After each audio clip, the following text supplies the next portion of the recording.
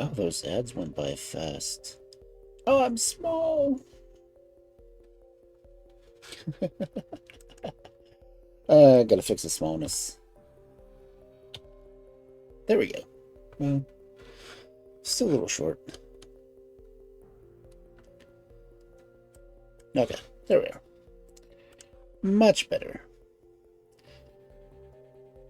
No, now the ads are going. Oh, do we do a back screen until the ads are done? Because it took 3 minutes for the ads to even start. The 3-minute ad roll.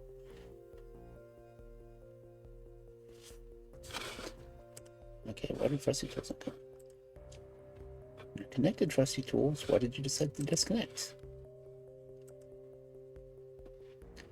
Everything else is connected. Why aren't you?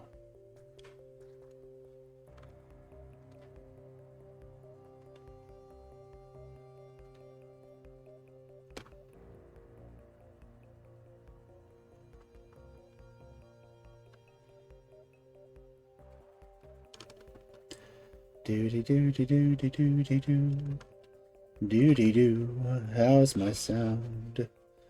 Let me see. What's my microphone look like? My microphone is putting me peaking in the yellow, which oddly enough is quieter than it was when I was testing a few minutes ago.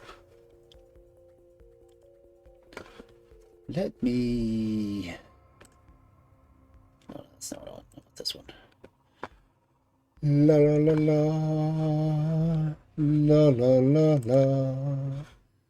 La da da da da da. Da da da da.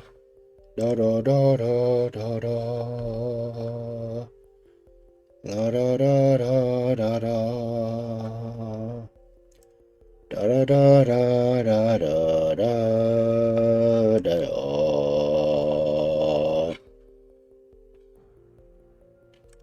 I'm just going to pin settings to my frickin' taskbar. I have to open this off. Anyway, it is Friday. That's not over yet.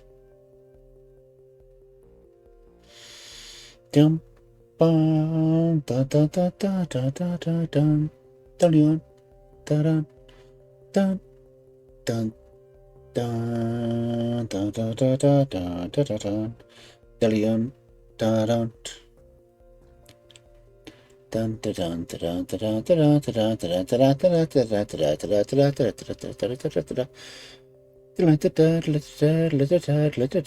dun. Yay, we're back. Okay. Welcome back from the ads, part 2. Electric Boogaloo. Get myself a little bit. I mean, I'm 5'8". I want my model to stay the right scale, you know?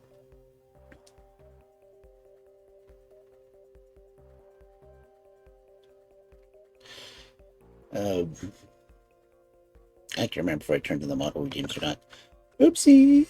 Let me look. Yes, this is what happens when YouTubers don't pay attention to what they're doing. Let's see. Do I have head pets turned down?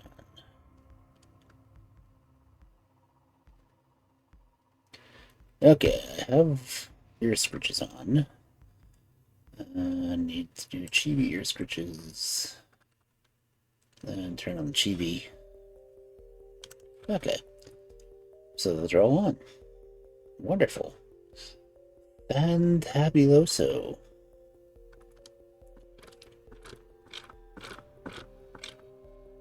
Okay, well, those are there now. And... Hey, Ivan!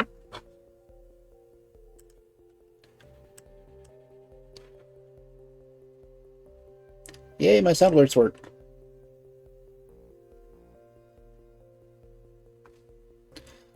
So, enjoy the lurk.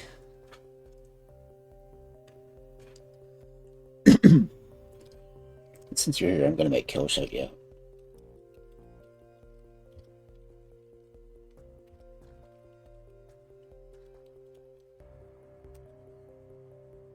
Let's see, what... Oh, come on, Kel, no poem? That's cheating. I know Frosty Tools is turned on. Why didn't it work?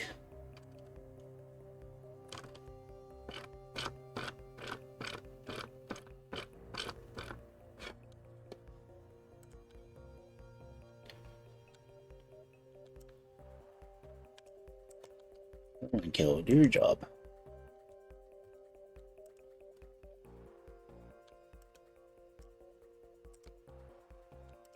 She's supposed to do, like, the whole thing. Nope.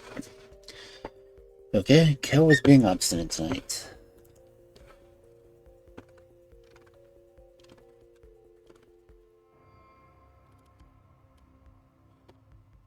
It says it's turned on. Try this one more time because I really want this to work. Because they come up with some really interesting things to say. Or am I just typing it wrong?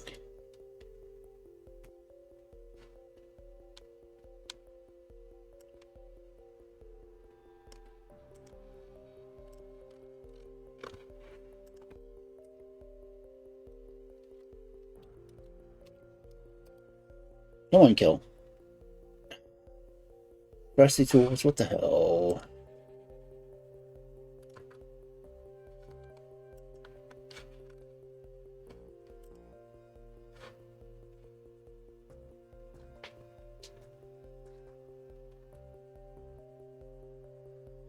Oh well. If you're not following Juve already, go follow. Anyway, it is Friday. That means it is a night for fairy tales. And it is 9:05, so I guess I could go ahead and go to the library.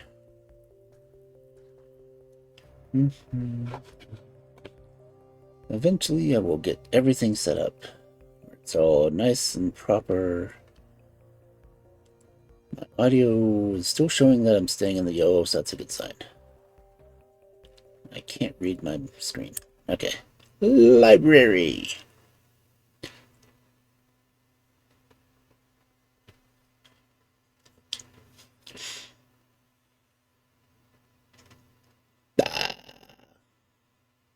Okay. Model's working. That's a good sign. But yes, the computer is built and set up. Now I'm working on the work area for it. So.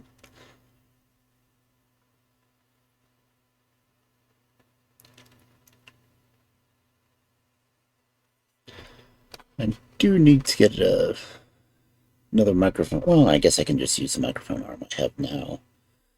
Since I don't think I'll be streaming from the laptop anymore, I'll go ahead and move it back.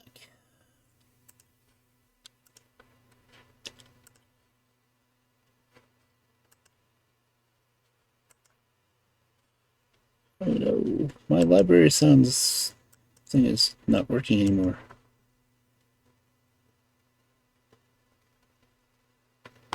Why is it harbor sounds?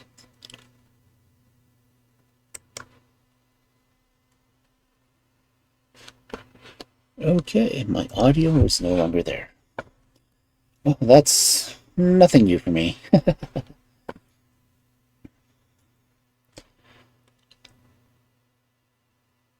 Though I am still wondering how everyone would feel if I used AI-generated music. I've got songs, I like them, then I just thought, well, everyone is against AI artistic. I'd rather be able to afford to, actually get a song, but I literally got these for free.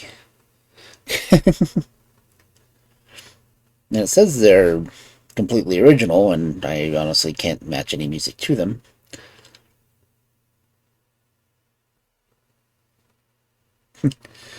Welcome in!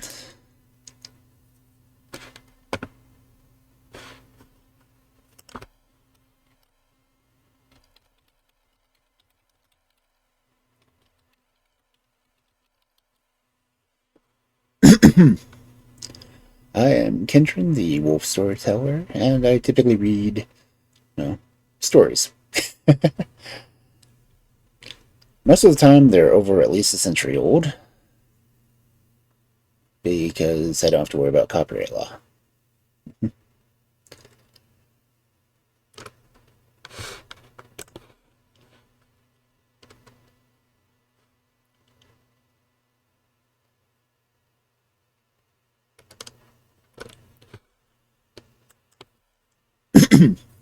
And Friday nights, it is typically fairy tales. Right now, we're reading from the Pink Fairy book, which should be given. And the original version of this book was written in 1920. No, this was a 1919 book, I believe. I could open the book and look, I suppose. See, the Pink Fairy book. Oh, well, that's even better. It was originally written in 1897.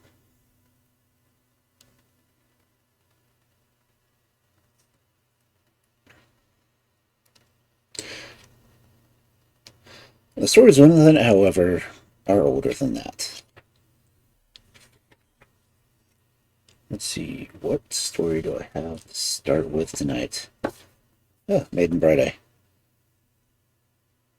I only have 8 more stories in this book.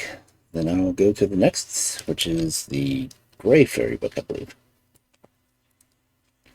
But we will see how far we can get tonight.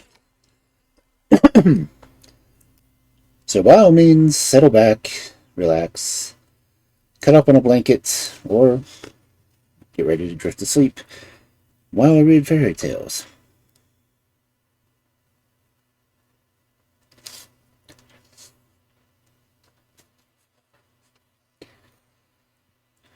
As our first fairy tale for this evening, Maiden Bright-Eye. Once upon a time... Thank you, Taka.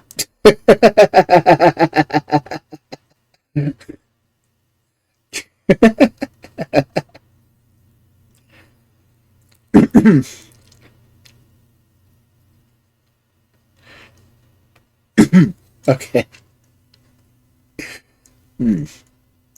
Mate. Now I gotta get my composure back. Maiden Bright-Eye. Once upon a time, there was a man and his wife who had 2 children, a boy and a girl. The wife died, and the man married again. His new wife had only a daughter, who was both ugly and untidy, whereas the stepdaughter was a beautiful girl and was known as Maiden Bright-Eye. Her stepmother was very cruel to her on this account. She had always to do the hardest work and got very little to eat, and no attention paid to her. But her own daughter,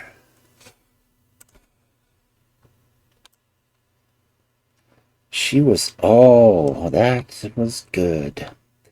She was spared from the hardest of all housework, and had always the prettiest clothes to wear, because let's face it, she needed them. Maiden Bright-Eye had also to watch the sheep, but of course it would never do to let her be idle and enjoy herself too much at this work, so she had to pull heather while she was out in the moors with them. Her stepmother gave her pancakes to take with her for her dinner, but she had mixed the flour with ashes and made them just as badly as she could. The little girl came out on the moor and began to pull heather on the side of a little mound. But next minute a little fellow with a red cap on his head popped up out of the mound and said, "Who's that pulling on my roof?" "Oh, it's me, a poor girl," she said. "My mother sent me out here and told me to pull heather. If you will be good to me, I will give you a little bit of my dinner." The little fellow was quite willing, and she gave him the biggest share of her pancakes. They were not particularly good, but when one is hungry, anything tastes well. After he had got all of them eaten, he said to her, "Now I shall grant you 3 wishes, for you are a very nice little girl, but I will choose the wishes for you. You are beautiful, and much more beautiful you shall be. Yes, so lovely that there will not be your like in the world. The next shall be that every time you open your mouth, a gold coin shall fall out of it. Your voice shall be like the most beautiful music. The 3rd wish, I think I shall be that you may be married to a young king and become the queen of the country. At the same time, you shall give you a cap, which you must carefully keep, for it can save you. And if you are ever in danger for your life, you must put it just on your head." Maiden Bright-Eye thanked the little bergman ever so often, and drove home her sheep in the evening. By that time she had grown so beautiful that her people could scarcely recognize her. Her stepmother asked her how it had come about that she was grown so beautiful. She told the whole story, for she always told the truth, that a little man had come out to her in the moor and had given her all this beauty. She did not tell, however, that she had given him a share of her dinner. The stepmother thought to herself, "If one can become so beautiful by going out there, my own daughter shall be sent, for she can well stand being made a little prettier." So the next morning she baked for her the finest cakes and dressed her prettily to go out to the sheep. But she was afraid to go away out there without having a stick to defend herself, should anything come after her. She was not very much inclined for pulling heather, and she never was in the habit of doing any work. But she was only a minute or so when up came the little fellow with the red cap and said, "Who's that pulling the roof of my house?" "What's it to you?" she said. "Well, if you give me a bit of your dinner, I won't do you any mischief," he said. "I will give you something else to put in place of my dinner," she said. "I can easily eat it all myself, but if you'll have something, you can have a whack of my stick." And with that she raised it in the air and struck the bergman over the head with it. "What a wicked little girl you are," he said. "But you shall be none the better of this. I shall give you 3 wishes and choose them for you. First, I shall say, ugly you are, and you shall become more ugly so that there is not an uglier one on earth. Next, I shall wish that every time you open your mouth, a big frog may fall out of it, and your voice shall sound like the roaring of a bull. In the 3rd place, I shall wish for you a violent death."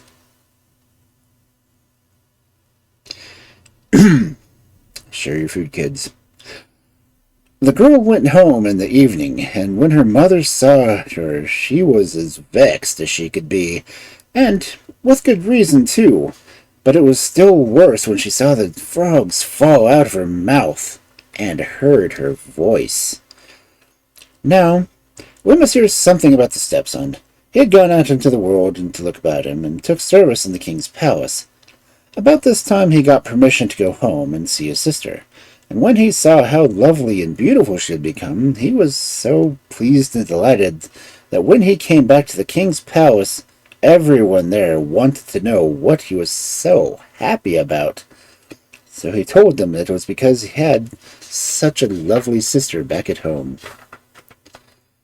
At last it came to the ears of the king what the brother had said about his sister, and besides that, the report of her beauty was spreading far and wide, so that the youth was summoned before the king, who asked him if everything was true that was told about the girl. He said it was quite true, for he had seen her beauty with his own eyes, and had heard with his own ears how sweetly she could sing, and what a lovely voice she had. The king then took a great desire for her and ordered her brother to go home and bring her back with him, for he trusted no one better to accomplish this errand. So he got a ship and everything else that he required and sailed home for his sister. As soon as his stepmother heard what his errand was, she at once said to herself, "If this will never come about, if I can have anything to do to hinder it, she must not be allowed to come to such an honor." Then she got a dress made for her own daughter, like the finest robe for a queen, and she had a mask prepared and put upon her face, so that she looked quite pretty, and gave her strict orders not to take it off until the king had promised to wed her. The brother now set sail with his two sisters, for the stepmother pretended that the ugly one wanted to see a bit of the other on the way. But when they got out to sea, and Maiden Bright-Eye came up on deck, the sister did as the mother had instructed her. She gave her a push and made her fall into the water. When the brother learned what had happened, he was greatly distressed, and he did not know what to do. He could not bring himself to tell the truth about what had happened, nor did he expect that the king would believe it. In the long run, he decided to hold on his way and let things go as they liked. What he had expected happened. The king received his stepsister and wedded her at once, but repented it after the first night, as he could scarcely put down his foot in the morning for all the toads that were in the room. And when he saw her real face, he was so outraged against the brother that he had him thrown into a pit full of serpents. He was so angry, not merely because he had been deceived, but because he could not get rid of the ugly wretch that was now tied to him for life. Now, we shall hear a little bit about Maiden Bright-Eye. When she fell into the water, she was fortunate enough to get the bergman's cap and put it on her head, for now she was in danger for her life, and she was at once transformed into a duck. The duck swam away from the ship and came to the king's palace on the next evening. There it waddled up the drain and so into the kitchen, where her little dog lay at the hearthstone. It could not bear to stay in the fine chambers along with the ugly sister, and had taken refuge down there. The duck hopped up until it could talk to the dog. "Good evening," it said. "Thanks, Maiden Bright-Eye," said the dog. "Where's my brother?" "He's in the serpent pit." "Where's my wicked sister?" "She is with the noble king." "Alas, alas, I am here this evening, and shall be for 2 evenings yet, and then I shall never come again." When it had said this, the duck waddled off again. Several of the servant girls had heard the conversation and were greatly surprised at it, and that it would be worth the while to catch the bird the next evening, and to see into the matter a little more closely. They had heard it say that it would come back again. The next evening it appeared as it had, and a great many were present to see it. It came waddling in by the drain and went up to the dog, which was lying on the hearthstone. "Good evening," it said. "Thanks, Maiden Bright-Eye," said the dog. "Where is my brother?" "He is in the serpent pit." "Where is my wicked sister?" "She is alone with the noble king." "Alas, alas, I am here this evening, and shall be for 1 evening yet, and then I shall never come again." After this, it slipped out, and no one could get a hold of it. But the king's cook thought to himself, "I shall see if I can't get a hold of you tomorrow evening." On the third evening, the duck again came waddling up and through the drain, and came up to the dog on the hearthstone. "Good evening." "Thanks, Maiden Bright-Eye," said the dog. Where is my brother? He is in the serpent pit. Where is my wicked sister? She is with the king.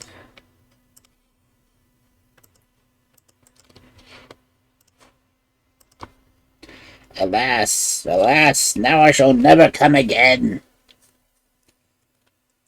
With this, it slipped out again, but in the meantime the cook had posted himself on the outer end of the drain with a net, which he threw over it as it came out.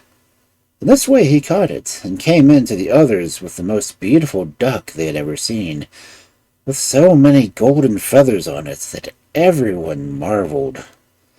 No one, however, knew what was to be done with it, but after what they had heard, they knew that there was something uncommon about it, so they took good care of it.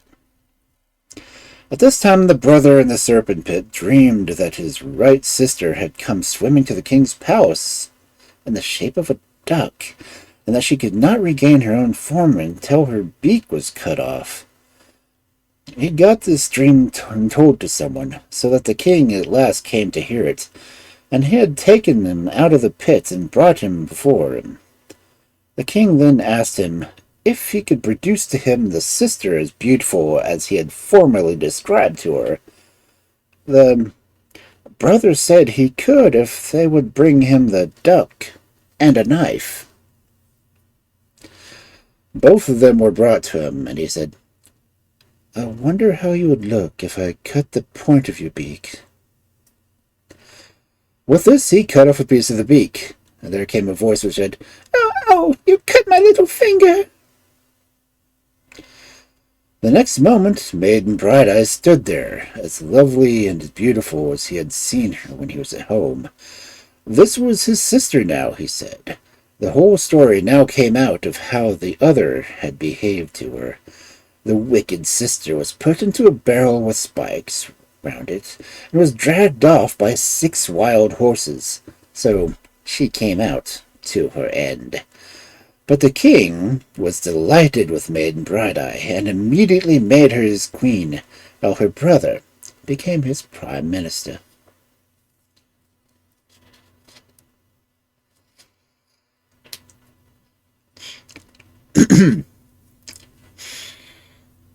Okay, I'd heard a slightly different version of that one.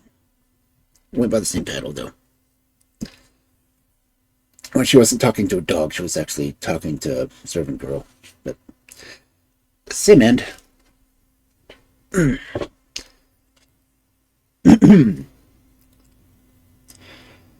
Our next fabulous fairy tale for this Friday night: The Merry Wives. There lay 3 houses in a row, in one of which there lived a tailor, in another a carpenter, and in the third a smith. All 3 were married, and their wives were very good friends. They often talked about how stupid their husbands were, but they could never agree as to which of them had the most stupid one. Each one stuck up for her own husband, and maintained that it was he. The 3 wives went to church together every Sunday, and had a regular good gossip on the way. And when they were coming home from church, they always turned into a tavern which lay on the wayside, and drank half a pint together. This was at the time when half a pint of brandy cost 3 pence, so that was just a penny from each of them. But the brandy went up in price, and the taverner said that he must have 4 pence for a half pint. They were greatly annoyed at this, for there were only the 3 of them to share it, and none of them was willing to pay the extra penny. As they went home from the church that day, they decided to wager with each other as to whose husband was truly the most stupid, and the one who, on the following Sunday, should be judged to have paid the husband the greatest trick, should therefore after go free from paying, and each of the 2 others would give 2 pence for their Sunday half-pint. The next day the tailor's wife said to her husband, I have some gals coming today and to help with my cardboard and my wool. There's a great deal to do, and we must be very busy, so I'm annoyed that our watchdog is dead, for in the evening the young fellows come about here and have fun with the girls, and they will never get anything done. If only we had a fierce watchdog, he would have kept them away. Yes, said the man, that would have been a good thing. Listen, good man, said the wife. You must do just and be the watchdog yourself and scare the fellows away from the house. The husband was not very sure about this, although otherwise he was always ready to give in to her. Oh, yes, you'll see it will work all right, said the wife. So towards evening she got the tailor dressed up in a shaggy fur coat, tied with black woolen cloth around the head, and chained him up outside the dog's kennel. There he stood and barked and growled at everyone that moved in his neighborhood. The neighbor wives knew all about this, and they were greatly amused at it. On the day after this, the carpenter had been out at work, and came home quite merry. But as soon as he entered the house, his wife clapped her hands together and cried, "Oh dear, what makes you look like that? You are ill." The carpenter knew nothing about being ill. He only thought that he wanted something to eat, so he sat down at the table and began his dinner. His wife sat straight in front of him with her hands folded, and shook her head and looked at him with an anxious air. "You're getting worse, my dear," she said. "You look quite pale now. You have a serious illness about you. I can see by your looks." The husband now began to grow anxious, and thought perhaps he was not quite well. "Yes, indeed," she said. "It's high time that you were in bed." Then she got him to lie down, and piled above him the bedclothes, all the bedclothes that she could find, and gave him various medicines while he grew worse and worse. "You'll never get over it," she said. "I'm afraid you're going to die." "Do you think so?" said the carpenter. "I can well believe it, for I am indeed feeling very poorly." In a little while she said again, "Now I must part with you. Here comes death, and now I must close your eyes." And she did so. The carpenter believed everything that his wife said, and so he believed now that he was quite dead, and lay still and let her do as she pleased. She got her neighbors summoned, and they helped to lay him in a coffin. It was one of those he himself had made, but his wife had bored holes in it to let him get some air. She made a soft bed under him, and put a coverlet over him, and she folded his hands over his chest. But instead of flour or palm milk, she gave him a pint bottle of brandy in his hands. After he had laid for a little, he took a little pull at this, and then another, and then another, and then he thought this did him good, and soon he was sleeping sweetly and dreaming that he was in heaven. Meanwhile, word had gone around the village that the carpenter was dead and was to be buried the next day. It was now the turn of the smith's wife. Her husband was lying sleeping with the effects of drinking about, so she pulled off all his clothes and made him black as coal from head to foot, and then let him sleep far on in the day. The funeral party had already met at the carpenter's, had marched off towards the church with the coffin, when the smith's wife came rushing in to her husband. "Gracious man," she said, "are you lying there? You're sleeping too long. You're going to the You know you're going to the funeral." The smith was quite confused. He had known nothing about a funeral. "It's our neighbor the carpenter," said his wife. "Is to be buried today. They're already halfway to the church with him."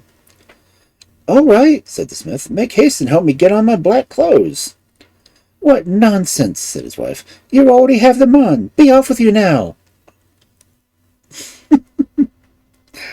The smith looked down at his person and saw that he was a good deal blacker than he usually was, so he caught up with his hat and ran off after the funeral. This was already close to the church, and the smith wanted to take part in carrying the coffin, like any good neighbor. So he ran with all his might and shouted after them, "Hey, wait a little! Let me get a hold of him!" The people turned round and saw the black figure running and thought it was the devil himself who wanted to get hold of the carpenter. So they threw down the coffin and took to their heels running. The lid sprang off the coffin with a shock, and the carpenter woke up and looked out. He remembered the whole affair. He knew that he was dead, and he was going to be buried. And he recognized the smith and said to him in a low voice, "My good neighbor, if I hadn't been dead already, I should have laughed myself to death now, seeing you coming running like this to my funeral." From that time forth, the carpenter's wife drank free of expense every Sunday, for the others had to admit that she had fooled her husband the best.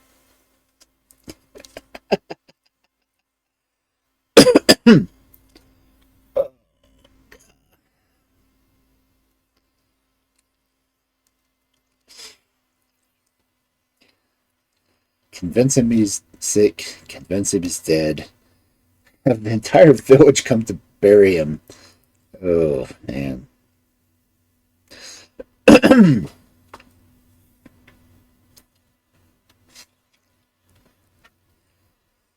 Anyway, our next fabulous fairy tale for this Friday night is Swedish tale. Cool. King Lindorm. There once lived a king and queen who ruled over a very great kingdom. They had large revenues and lived happily with each other. But as the years went past, the king's heart became very heavy, because the queen had no children. She also sorrowed greatly over it, because although the king said nothing to her about this trouble, yet she could see that it vexed him that they had no heir to their kingdom, and she wished every day that she might have one. One day a poor old woman came to the castle and asked to speak with the queen. The royal servants answered that they could not let such a poor beggar woman into the royal mistress. They offered her a penny and told her to go away. Then the woman desired them to tell the queen that there stood at the palace gate one whom could help her with her secret sorrow. This message was taken to the queen, who gave orders to bring the old woman to her. This was done, and the old woman said to her, "I know your secret sorrow, O queen, and am come to help you in it. You wish to have a son, and you shall have two, if you follow my instructions." The queen was greatly surprised that the old woman knew her secret wish so well, and promised to follow her advice. "You must have a bath set in your room, O queen," she said, "filled with running water. When you have bathed in this, you will find under the bath 2 red onions. These you must carefully peel and eat, and in time your wish will be fulfilled." The queen did as the poor woman told her, and after she had bathed, she found 2 onions under the bath. They were both alike in size and appearance. When she saw these, she knew that the woman had been something more than she had seemed, and in her delight she ate up one of the onions, skin and all. And when she had done so, she remembered the woman had told her to peel them carefully before she ate them. And it was now too late for one of them, but she peeled the other and then ate it too. In due time it happened that as the woman had said, but the first that the queen gave birth to was a hideous Lindorm, a serpent. But no one saw this but her waiting woman, who threw it out the window into the forest beside the castle. The next that came into the world was the most beautiful little prince, and he was shown to the king and queen, who knew nothing about his brother, the Lindorm. There was now joy in the palace and over the whole country on account of the beautiful prince, But no one knew that the queen's firstborn was a Lindorm, and it lay in the forest. Time passed with the king and queen and the young prince in all happiness and prosperity until he was 20 years of age. His parents said to him that he should journey through another kingdom and seek himself a bride, for they were beginning to grow old and would fain to see their son married before they were laid in their grave. The prince obeyed, and his horses harnessed with a gilded chariot and set out to woo his bride. But when he came to the first crossways, there lay a huge and terrible Lindorm right across the road, so that his horses had to come to a standstill. "Where are you driving to?" said the Lindorm in a hideous voice. "That does not concern you," said the prince. "I am a prince. I can drive where I please." "Turn back," said the Lindorm. "I know your errand, but you shall get no bride until I have got a mate and slept by her side." The prince turned home again and told the king and queen what he had met at the crossroads, but they thought that he should try again on the following day and see whether he could not get past it, so that he might seek a bride in another kingdom. The prince did so, but got no further than he did the first crossroad, and there lay the Lindorm again, who stopped him the same way as before. The same thing happened on the third day, and the prince tried to get past. The Lindorm said with a threatening voice that before the prince should get a bride himself, he must find a mate. When the king and queen heard this for the third time, they could not think of any better plan than to invite the Lindorm into the palace, and they should find him a mate. They thought that Lindorm would be quite well satisfied with anyone that they might give him, and so they would have some slave women to marry the monster. The Lindorm came to the palace and received a bride in this kind, but in the morning she lay torn to pieces. So it happened every time the king and queen compelled any woman to be his bride. The report was soon spread all over the country. Now it happened that there was a man who had married a second time, and his wife heard the Lindorm with great delight. Her husband had a daughter by his first wife who was more beautiful than any of the other maidens, and so gentle and good that she won the heart of all that knew her. The second wife, however, had also a grown-up daughter who by herself would have been ugly and disagreeable enough. Besides her good and beautiful stepsister seemed still more ugly and wicked, so that all turned from her with loathing. The stepmother had been long annoyed with her husband's daughter, was so much more beautiful than her own, and in her heart she conceived a bitter hatred for her stepdaughter. Stepmothers. When she now heard that there was in the king's palace a Lindorm which tore in pieces all women that were married to him, and demanded a beautiful maiden for his bride, she went to the king and said that her stepdaughter wished to wed the Lindorm, so that the country's only prince might travel and seek a bride. At this, the king was greatly delighted, and gave orders so that the young girl should be brought to the palace at once.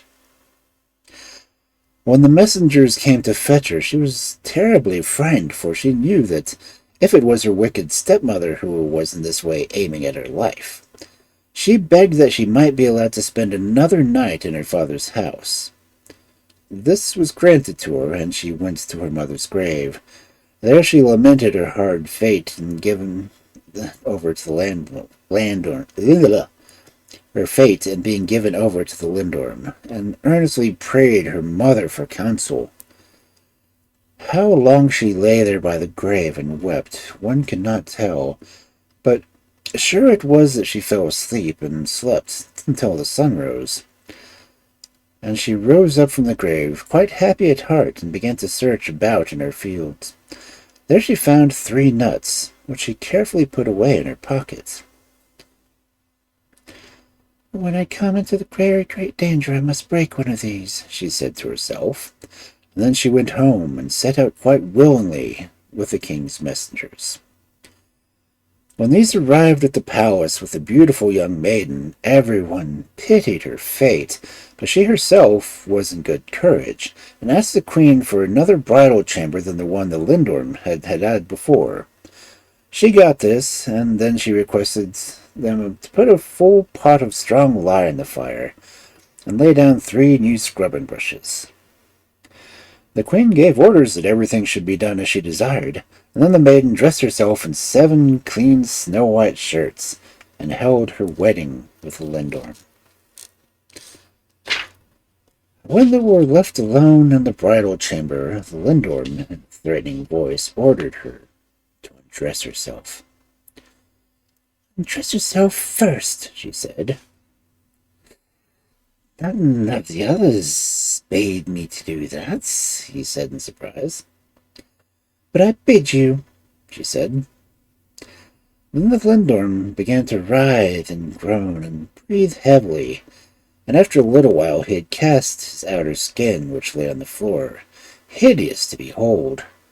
Then his bride took off one of her snow-white shirts and cast it on the Lindorm's skin. He again ordered her to undress, and again she commanded him to do so first. He had to obey, and with groaning and pain, cast off another skin after another. For each skin the maiden threw off one of her shirts, until there lay on the floor 7 Lindorm skins and 6 snow-white shirts. The 7th she still had on. The Lindorm now lay before her as a formless, slimy mass, which she, with all her might, began to scrub with the lye and the new scrubbing brushes. When she had nearly worn out the last of these, she stood there before her, the loveliest youth in the land. She thanked her for saving him from his enchantment, and told her that he was the king and the queen's eldest son, and the true heir to the kingdom. Then he asked her whether she would keep the promise she had made to the Lindorm and share everything with him. To this she was well content to answer, "Yes." Each time that the Lindorm had held his wedding, one of the king's retainers was sent the next morning to open the door of the bridal chamber and see whether the bride was alive. The next morning he also peeped at the door, but what he saw there surprised him so much that he shut the door in a hurry and hastened to the king and queen, who were waiting eagerly for his report. He told them the wonderful sight he had seen. On the floor lay 7 Lindorm skins and 6 snow-white shirts. Beside these were 3 worn-out scrubber brushes, while in the bed a beautiful youth was laying asleep beside the fair young maiden. The king and queen marveled greatly at what this could mean, but just then the old woman who had spoken in the beginning of the story was also brought into the queen. She reminded her how she had not followed her instructions and had eaten the first onion with all its skins, on which account her firstborn had been born a Lindorm. The waiting maid was then summoned and admitted that she had thrown out the window into the forest.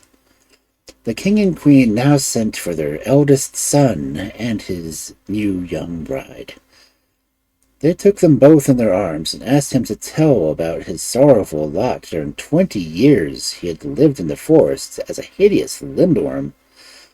This he did, and then his parents had it proclaimed over the whole country that he was their eldest son, and along with his spouse should inherit the kingdom and the country after them. Prince Lindorm and his beautiful wife now lived in joy and prosperity for a time in the palace, and when his father was laid in his grave, not long after this, he obtained the whole kingdom. Soon afterwards, his mother also departed from the world. Now it happened that an enemy declared war against the young king, and he foresaw that it would be 3 years at the least before he could return to his country and his queen. He ordered all his servants who remained at home to guard her most carefully, that they might be able to write to each other in confidence. He had 2 seal rings made, one for himself and one for his queen, and issued an order that no one, under pain of death, was to open any letter that was sealed with one of these. Then he took farewell of his queen and marched out to war. The queen's wicked stepmother had heard with great grief that her beautiful stepdaughter had prospered so well that she had not only preserved her life, but had even become the queen of her country. Now she plotted continually how she might destroy her good fortune.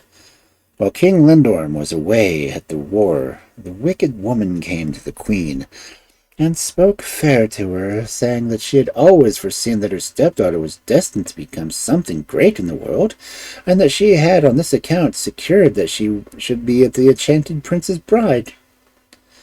The queen, who did not imagine that any person could be so deceitful, bade her stepmother welcome, and kept her close beside her.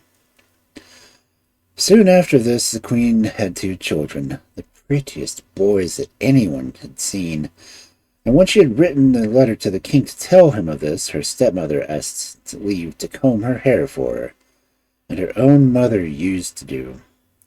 The queen gave her permission, and the stepmother combed her hair until she fell asleep. Then she took the seal ring off her neck and exchanged the letter for another, in which she had written to the queen had given birth to 2 whelps.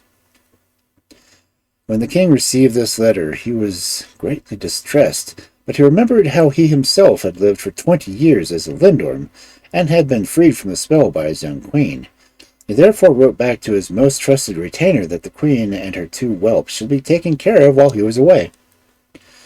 Stepmother, however, took this letter as well, and wrote a new one, in which the king ordered that the queen and the 2 little princes should be burnt at the stake.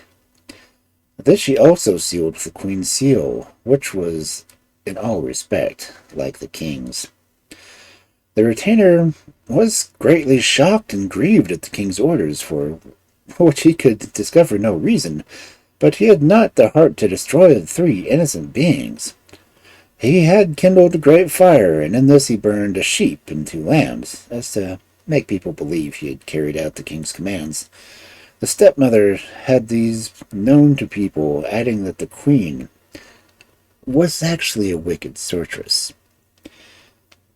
The faithful servant, however, told the queen that it was the king's command that during the years he was absent in the war, she should keep herself concealed in the castle, so that no one but himself could see her and the little princes. The queen obeyed, and no one knew that both she and her children had not been burned. But when the time came near the King Lindorm to return home from the war, the old retainer grew frightened because he had not obeyed his orders. He therefore went to the queen and told her everything, at the same time showing her the king's letter containing the command to burn her and the princes. Then he begged her to leave the palace before the king returned. The queen now took her 2 little sons and wandered out into the wild forest. They walked all day without finding a human habitation, and became very tired. The queen then caught sight of a man who carried some venison. He seemed very poor and wretched, but the queen was glad to see a human being, and asked him whether he knew where she and her little children could get a house over their heads for the night. The man answered that he had a little hut in the forest, and that she could rest there, but he also said that he was one who lived entirely apart from men, and owned no more than the hut, a horse, and a dog, and supported himself by hunting. The queen followed him to the hut, and rested there overnight with her children. When she awoke in the morning, the man had already gone out hunting. The queen then began to put the room in order and prepare food, so that when the man came home he found everything neat and tidy, and this seemed to give him some pleasure. He spoke but little, however. All the same he said about himself was that his name was Peter. Later in the day, he rode out into the forest, and the queen thought that he looked very unhappy. While he was away, she looked about her in the hut a little bit more closely, and found a tub full of shirts stained with blood lying among water. She was surprised at this, but thought that the man would get his blood on the shirt when he was carrying home venison. She washed the shirts and hung them to dry, and said nothing to Peter about the matter. After some time had passed, she noticed that every day he came riding home from the forest, he took off a blood-stained shirt and put on a clean one. She then saw that it was something else other than blood of the deer that stained the shirts, so one day she took the courage and asked him about it. At first he refused to tell her, but then she related to him her own story and how she had succeeded in delivering in Lindorm. Then he told her that he had formerly lived a wild life, and had finally entered into a written contract with an evil spirit. Before this contract had expired, he had repented and turned from his old ways and withdrawn himself to solitude. The evil one had then lost all power to take him, but so long as he had the contact, he could compel him to meet him in the forest every day at a certain time, where the evil spirits then scourged him till he bled. The next day, when the time came for the man to ride into the forest, the queen asked him to stay at home and look after the princes, and she would go meet the evil spirits in his place.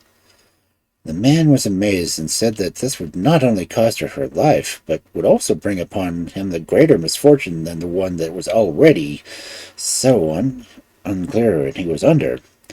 She bade him to be of good courage, and look to see that she had the 3 nuts which she had found beside their mother's grave, mounted the horse, and rode out into the forest. When she had ridden for some time, the evil spirits came forth and said, "Here comes Peter's horse and Peter's hound, but Peter himself is not with them." Then, at a distance, she heard the terrible voice demanding to know what she wanted. "I've come to get Peter's contract." At this, there arose a terrible uproar among the evil spirits, and the worst voice among them all said, "Ride home and tell Peter that when he comes tomorrow he shall get twice as many strokes as usual."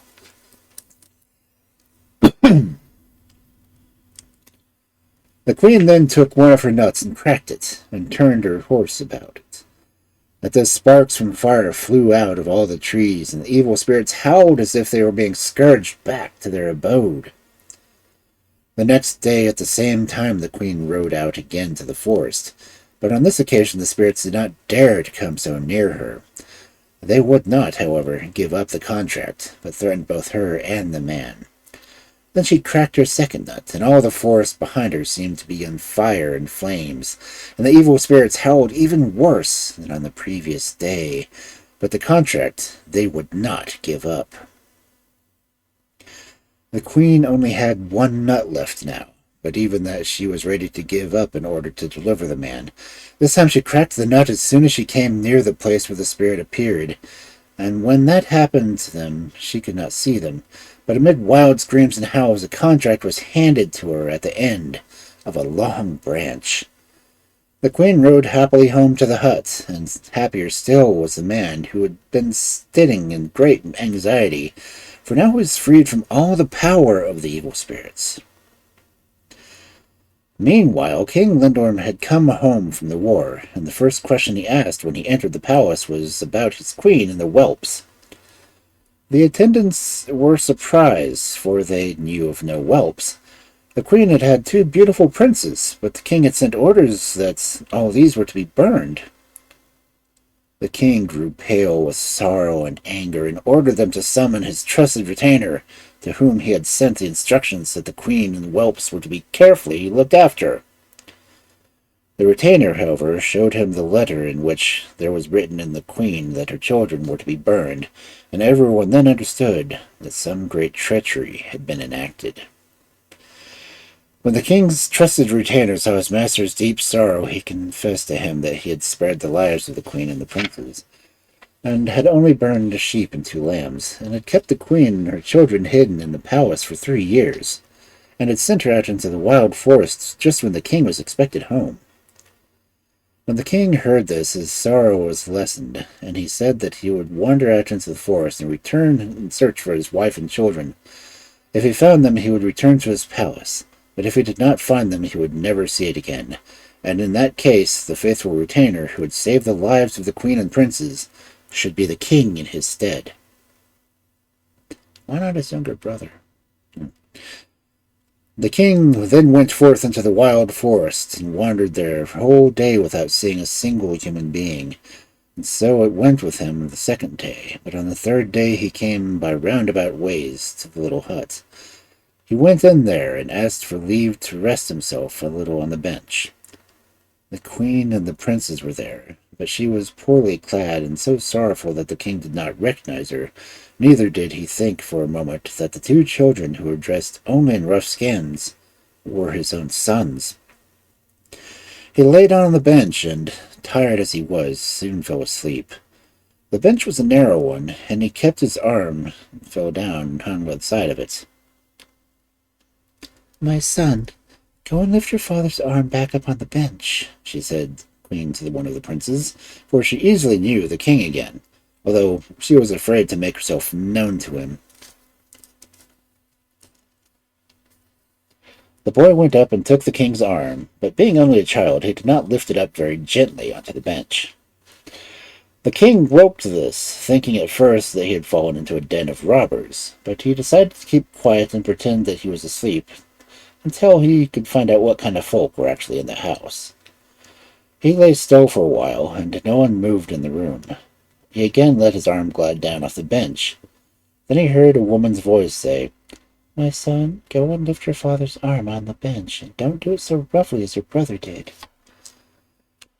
And then he felt a little pair of hands clasping softly on his arm, opened his eyes, and saw his queen and her children. He sprang up and caught all three in his arms, and afterwards took them, along with the man and his horse and his hound, back to the palace with great joy. The most unbounded rejoicing reigned therein, as well as over the whole kingdom. But the wicked stepmother was burned. King Lindorm lived long and happily with his queen, and there are some who say that if they are not dead now, they are still living to this day. Okay, we have ads coming up, as I had to push them back to finish this story. So, I will let the ads run, and I will see you back in a few moments, okay? It's alright, it's alright. See you in a bit.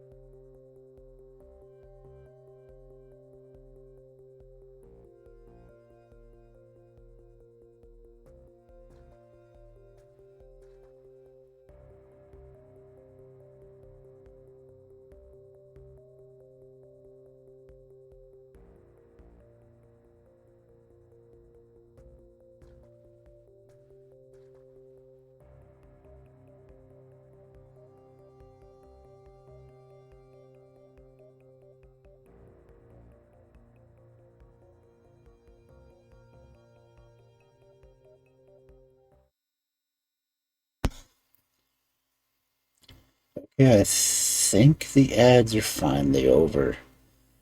Though, from Kel's point of view, there was only one ad played. From my timer, it went on for 3 minutes.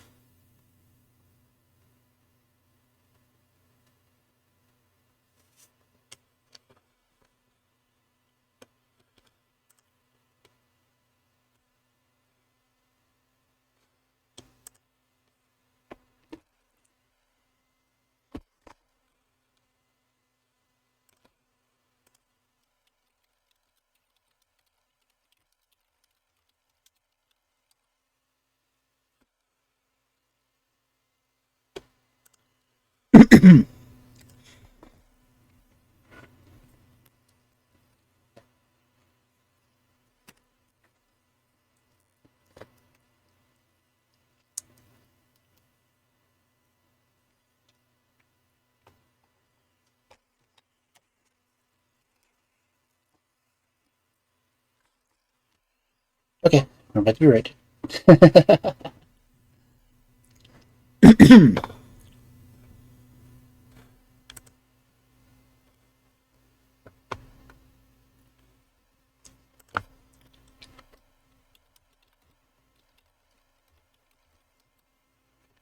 Welcome in!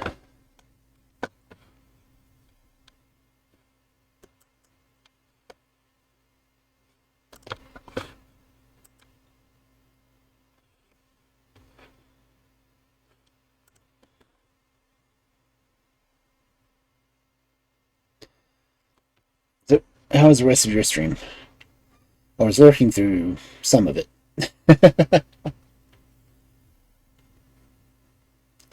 I just did my ad break and was over there looking in, so.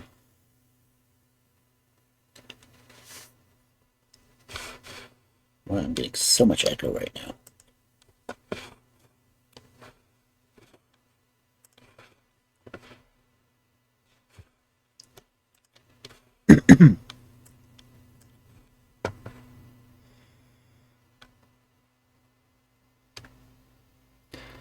So you're actually going to go to sleep on time this time?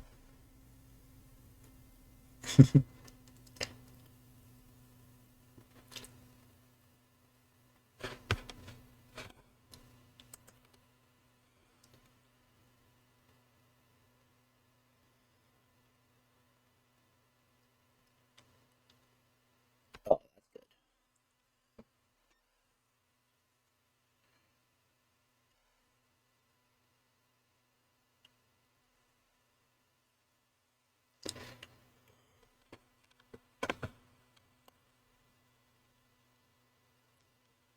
Trying to figure out why I'm hearing so many different echoes of it.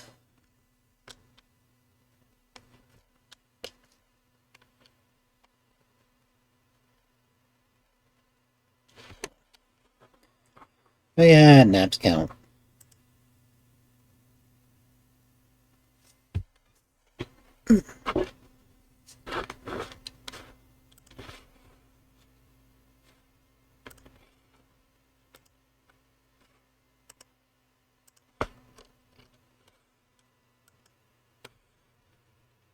Click through everything, see what's going on. Okay.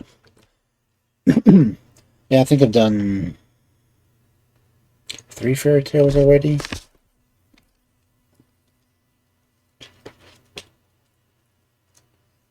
Let's see.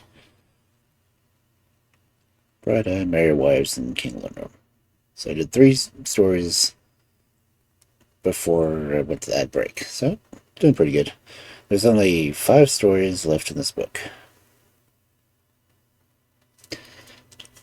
I may try to get them all done tonight.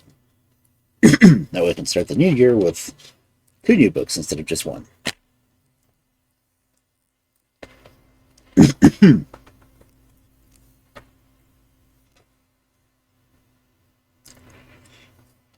So, feel free to stretch out, relax,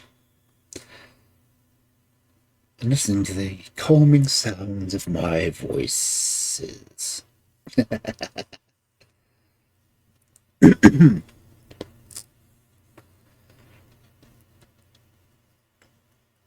So our next wonderful fairy tale for this Friday night. The Jackal, the Dove, and the Panther. There was once a dove who built a nice, soft nest in her home for her 3 little ones. She was very proud of their beauty and perhaps talked about them to her neighbors more than she need to have done, till at last everybody for miles knew about where the 3 prettiest baby doves in the whole countryside were to be found. One day a jackal who was prowling about in search of a dinner came by chance to the foot of the rock where the dove's nest was hidden away, and he suddenly bethought himself that he would get nothing better than he might manage to make a couple of mouthfuls of one of the young doves. So he shouted as loud as he could, oh hey, mother dove!" And the dove replied, trembling with fear, "What do you want, sir?" "One of your children," he said, "and if you don't throw it down to me, I will eat up you and the others as well." Now, the dove was distracted by the jackal's words, but in order to save the lives of the other 2, she did at last throw the little one out of the nest. The jackal ate it up and went home to sleep. Meanwhile, the mother dove sat on the edge of her nest, crying bitterly when a heron who was flying slowly past the rock was filled with pity for her and stopped to ask, "What's the matter with you, my poor dove?" And the dove answered, "A jackal came by and asked me to give him one of my little ones, and said that if I refused he would jump up to my nest and eat us all up."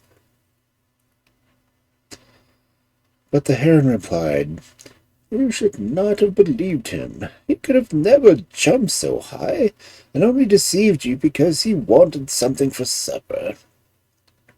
And with these words the heron flew off. He had hardly got out of sight when again the jackal came creeping slowly around the foot of the rock, and when he saw the dove he cried out a second time, oh hey, mother dove! Give me one of your little ones, or I will jump on your nest and eat you all up." This time the dove knew better, and she answered boldly, "Indeed, I shall do nothing of the sort," though her heart beat wildly with fear when she saw the jackal preparing to spring. However, he only cut himself against the rock, and thought he had better stick to threats, so he started again with his old cry, mother dove, quick, and give me one of your little ones, or I will eat you all up." But the mother dove only answered as she had before, "Indeed, I shall do nothing of the sort, for I know you are safely out of your reach." The jackal felt it was quite hopeless to get what he wanted, and asked, "Tell me, mother dove, how have you suddenly become so wise?" "It was the heron who told me," replied she. "And which way did he go?" asked the jackal. "Down there among the reeds. You can see him if you look," said the dove. Then the jackal nodded goodbye and went quickly over after the heron.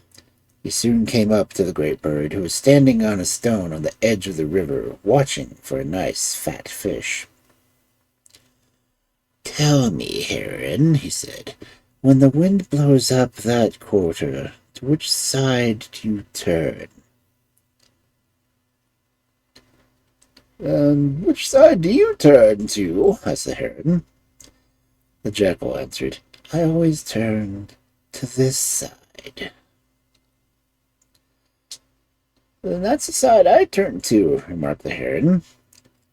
"And when the rain comes from that quarter, which side do you turn to?" And the heron replied, "And which side do you turn to?" "Oh, I always turn to this side," said the jackal. That is the side I turn to, said the heron. And when the rain comes straight down, what do you do? What do you do yourself? Asked the heron. I do this, answered the jackal. I cover my head with my paws.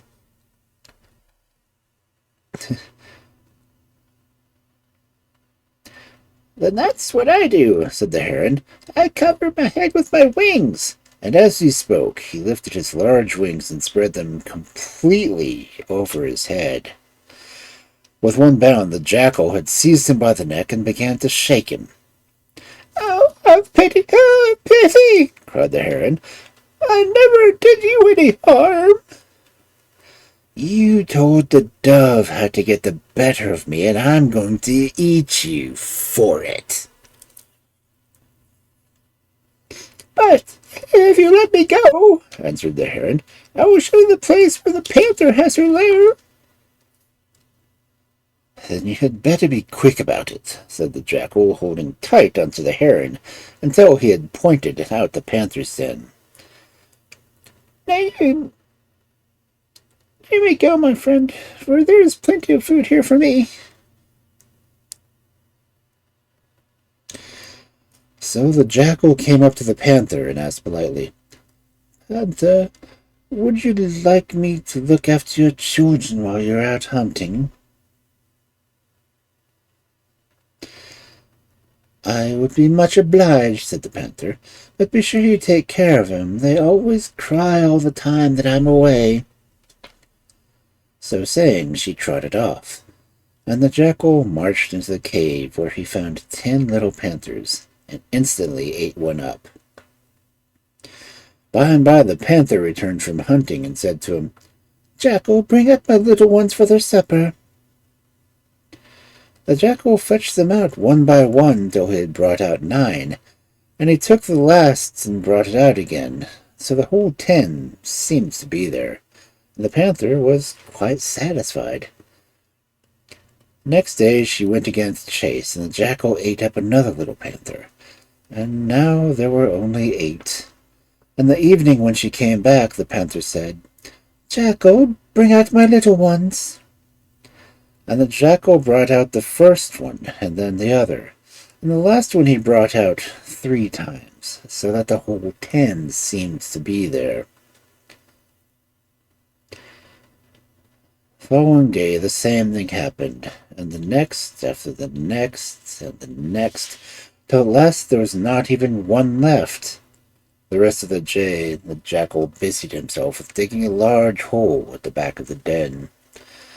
That night, when the panther returned from hunting, she said to him, as usual, Jackal, bring out my little ones. But the jackal replied, Bring out your little ones indeed. Why, you know as well as I do that you've eaten them all up. Of course, the panther had not the least idea what the jackal meant by this, and only repeated, Jackal, bring out my children. And she got no answer as she entered the cave, but found no jackal, for he had crawled through the hole he had made and escaped. And what was worse, she did not find the little ones either. Now, the panther was not going to let the jackal off like that, and set off at a trot to catch him. The jackal, however, had got a good start, and he reached the place where a swarm of bees deposited their honey in the cleft of the rock. And then he stood still and waited till the panther came up to him. Jackal, where are my little ones? She asked. The jackal answered, They're up there. It is where they keep school.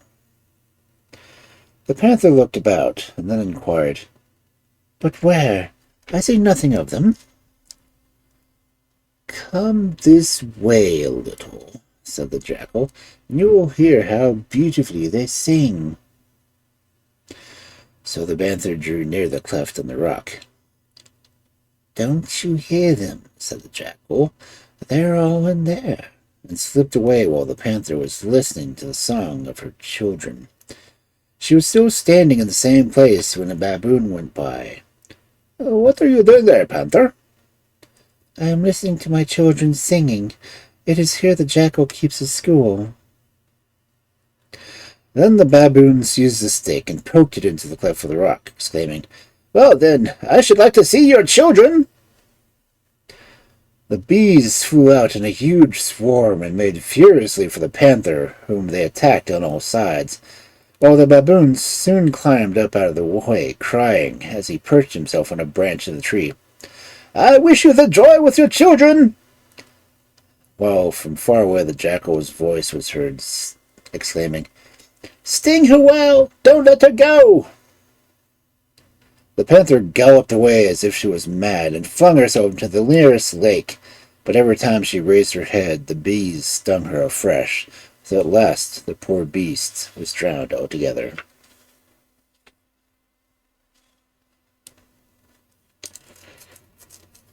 Okay, don't trust jackals.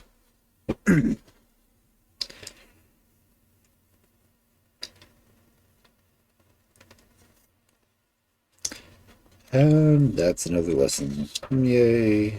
Okay.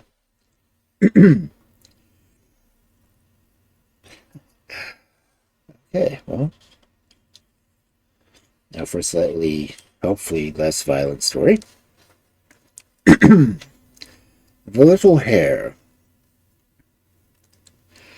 A long, long way off, in a land where water is very scarce, there lived a man and his wife, and several children. One day the wife said to her husband, "I'm pining to have the liver of a nyamatsane for my dinner. If you love me as much as you say, you will go out and hunt for the nyamatsane, and kill it and get its liver. If not, I shall know that your love is not worth having."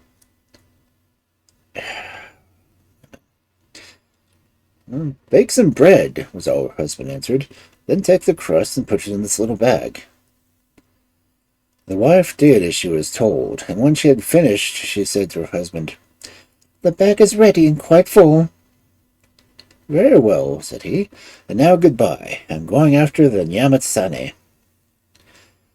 But the nyamatsane was not so easy to find as the woman had hoped. The husband walked on and on and on without ever seeing one, and every now and then he felt so hungry that he was obliged to eat one of the crusts of bread out of his bag. At last, when he was ready to drop from fatigue, he found himself at the edge of a great marsh which bordered on one side the country of the Nyamatsanes. But there were no more Nyamatsanes here than anywhere else. They had all gone on a hunting expedition, as their larder was empty, and the only person left at home was their grandmother, who was so feeble she never went out of the house. Our friend looked on this as a great piece of luck, and made haste to kill her before the others returned, and to take out her liver, after which he dressed himself in her skin as well as he could. He had scarcely done this when he heard the noise of the Nyamatsanes coming back for their grandmother, for they were very fond of her, and never stayed away from her longer than they could help. They rushed clattering into the hut, exclaiming, "We smell human flesh! Some man is here!" and began to look about for him, but they only saw their old grandmother, who answered in a trembling voice, "Oh, no, my children, no. What should any man be doing here?" The Nyamatsanes paid no attention to her and began to open all the cupboards and peep under all the beds, crying out all the while, "A man is here! A man is here!" But they could not find anybody, and at length, tired out from their long day's hunting, they curled themselves up and fell asleep. Next morning they woke up quite refreshed and ready to start on another expedition, but did not feel happy about their grandmother, and said to her, "Grandmother, won't you come today and feed with us?" And they led their grandmother outside, and all of them began hungrily to eat pebbles. Our friend pretended to do the same, but in reality he slipped the stones into his pouch and swallowed the crusts of bread instead. However, the Nyamatsanes did not see this, so they had no idea that he really was not their grandmother. When they had eaten a great many pebbles, they thought they had done enough for the day, and all went home together and curled themselves up to sleep. Next morning, when they woke, they said, "Let us go and amuse ourselves by jumping over the ditch." And every time they cleared it with a bound. Then they begged their grandmother to jump over it too, and with a tremendous effort, she managed to spring right over to the other side. After this, they had no doubt at all of her being their true grandmother, and went off to their hunting, leaving our friend alone at home in the hut. As soon as they had gone out of sight, our hero made haste to take the liver from the place where he had hid it, threw off the skin of the old Nyamatsane, and ran away as hard as he could, only stopping to pick up a very brilliant and polished little stone, which he put into his bag by the side of the liver. Towards the evening, the Nyamatsanes came back to the huts, full of anxiety to know that their grandmother had got on during their absence.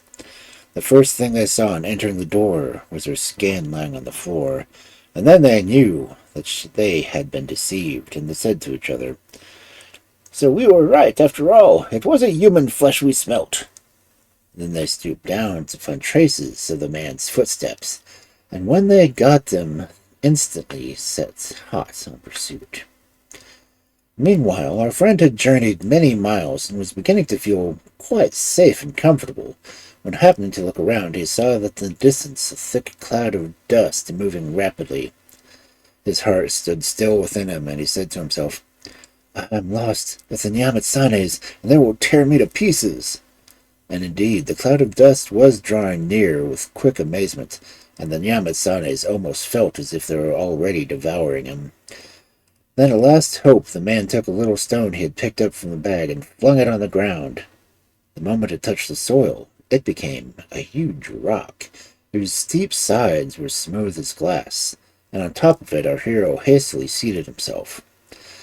It was in vain that the Nyamatsanes tried to climb up and reach him. They slid down much faster than they had gone up, and by sunset they were quite worn out, and fell asleep at the foot of the rock. No sooner had the Nyamatsanes tumbled to sleep than the man stole softly down and fled away as fast as his legs could carry him. But by the time his enemies were awake, he was a very long way off. They sprang quickly to their feet and began to sniff the soil around the rock in order to discover traces of his footsteps, and they galloped after him again with terrific speed. The chase continued for several days and nights. Several times the Nyamatsanes almost reached him, and each time he was saved by his little pebble. Between his fright and his fury, he was almost dead of exhaustion when he reached his own village, where the Nyamatsanes could not follow him because of their enemies, the dogs, which swarmed all over the roads. So they returned home. Then our friend staggered into his own hut and called to his wife, "Chow, how tired I am! Quick, give me something to drink, then go and get fuel and light a fire."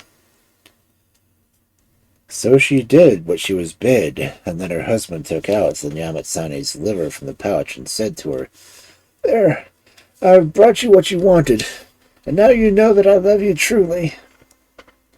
And his wife answered, "It is well. Now go and take the children out, so that I may remain alone in the hut." And she spoke. She lifted down an old stone pot and put the liver to cook. Her husband watched her for a moment and said, "Be sure to eat it all yourself. Do not give a scrap to any of the children, but eat every morsel up." So the woman took the liver and ate it all by herself. Directly the last mouthful had disappeared, she was seized by such violent thirst that she caught up a great pot full of water and drank it at a single draught. Then, having no more in the house, she ran next door and said, "Neighbor, give me, I pray you, something to drink." The neighbor gave her a large vessel, quite full, and the woman drank it all in a straight draught, and held it out for more. But the neighbor pushed her away, saying, "No, I shall have none left for my children." So the woman went into another house and drank all the water that she could find, but the more she drank, the more thirsty she became. She wandered in this manner through the whole village till she had drunk every water pot dry. Then she rushed off to the nearest spring and swallowed that. And when she was finished all the springs and wells about, she drank up first the river and then the lake. By this time she had drunk so much that she could not rise from the ground. In the evening, when it was time for the animals to come and have their drink before going to bed, they found the lake quite dry, and they had to make up their minds to be thirsty till the water flowed again, or the streams were full. Even then, for some time, the lake was very dirty, and the lion, as king of beasts, commanded that no one should drink till it was quite clear again. But the little hare, who was fond of having his own way, was very thirsty. Besides, quietly stole off while all the rest were asleep in their dens, and crept down to the margin of the lake and drank his full. Then he smeared the dirty water all over the rabbit's face and paws, so that it would look as if he were the one who had been disobeying the lion's orders. The next day, as soon as it was light, the big lion marched straight for the lake, and all the other beasts followed him. He saw at once that the water had been troubled again, and was very angry. "Who was drinking my water?" he said, and the little hare gave a jump, and pointing to the rabbit, he answered, look there, it must be he. Why, there is mud all over his face and paws." The rabbit, frightened out of his wits, tried to deny the fact, exclaiming, "Oh, no, indeed, I never did." But the lion would not listen, and commanded them to cane him with a birch rod. Now the little hare was very much pleased with his cleverness in causing the rabbit to be beaten instead of himself, and went about boasting about it. At last one of the other animals overheard him, and called out, Little Hare, what is that you are saying?" But the little hare hastily replied, "I only asked you to pass my stick." An hour or two later, thinking that no one was near him, he said to himself again, "It really was I who drank up the water, but I made them think it was a rabbit." But one of the bees, whose ears were longer than the rest, caught the words, and went to tell the big lion about it.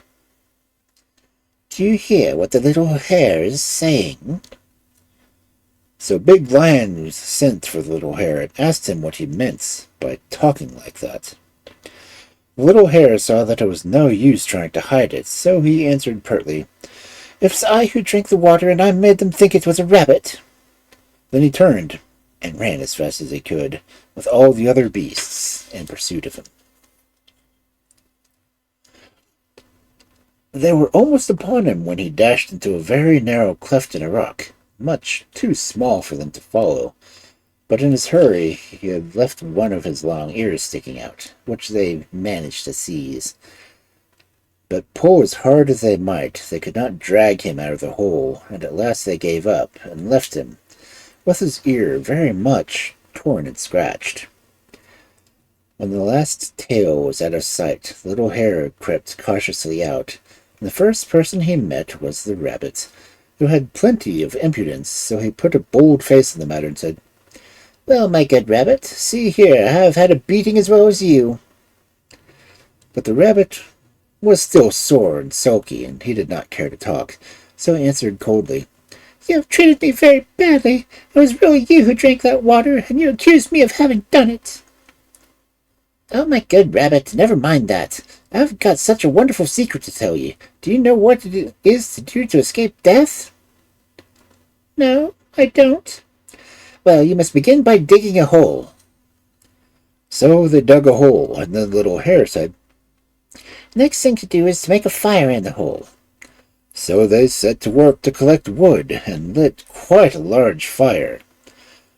And when it was burning brightly, the little hare said to the rabbit, "Rabbit, my friend, throw me into the fire, and when you hear my fur crackling and I call out, 'Itchy, itchy,' then be quick and pull me back out."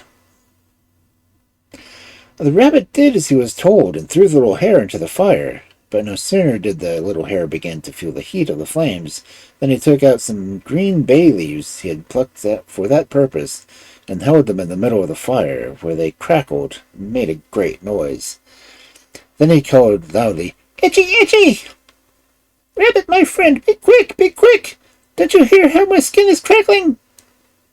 And the rabbit came in a great hurry, and pulled him out. Then the little hare said, "Now it is your turn," and threw the rabbit in the fire. The moment the rabbit felt the flames, he cried out, "Itchy, itchy! I'm burning! Help me out quick, my friend!" But the little hare only laughed, Now you stay in there. It's your own fault. You were such a fool to let yourself be thrown in. Didn't you know that fire burns? And, very few minutes, nothing was left of the rabbit but a few bones. When the fire was out, the little hare went and picked up one of these bones and made a flute out of it, and sang the song. Pee, pee, you flute that I love.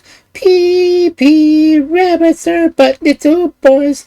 Pee, pee, he would have burned me if he could. Pee, pee, but I burned him and he crackled finely. And when he got tired of going through the world singing this, the little hare went back to his friends and entered the service of Big Lion. One day he said to his master, Grandfather, shall I show you how splendid way to kill game? What is it? Said the lion. We must dig a ditch, and then you must lie in it and pretend to be dead. Big Lion did as he was told, and when he had lain down, the little hare got up on the wall, blew a trumpet, and shouted, Pee, pee, all you animals, come and see. Big Lion is dead, and now peace will be. Directly they heard this, they all came running. The little hare received them and said, Pass on this way to the lion.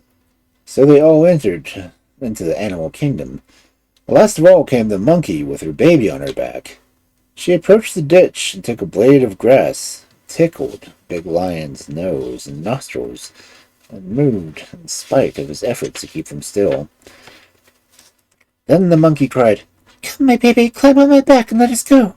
What sort of dead body is it that can still feel when he's being tickled? And she and her baby went away in a fright. Then the little hare said to the other beasts, Now shut the gates of the animal kingdom. And it was shut, and great stones were rolled against it. Now everything was tight closed, and the little hare turned to the lion and said, Now! The big lion bounded out of the ditch and tore all the other animals to pieces. But Big Lion kept all the choice bits for himself, and only gave away the little scraps that he did not care about eating. And the little hare grew very angry and determined to have his revenge.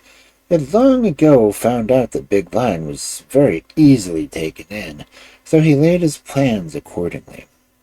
He said to him, as if the idea had just come into his head, Grandfather, let us build a hut.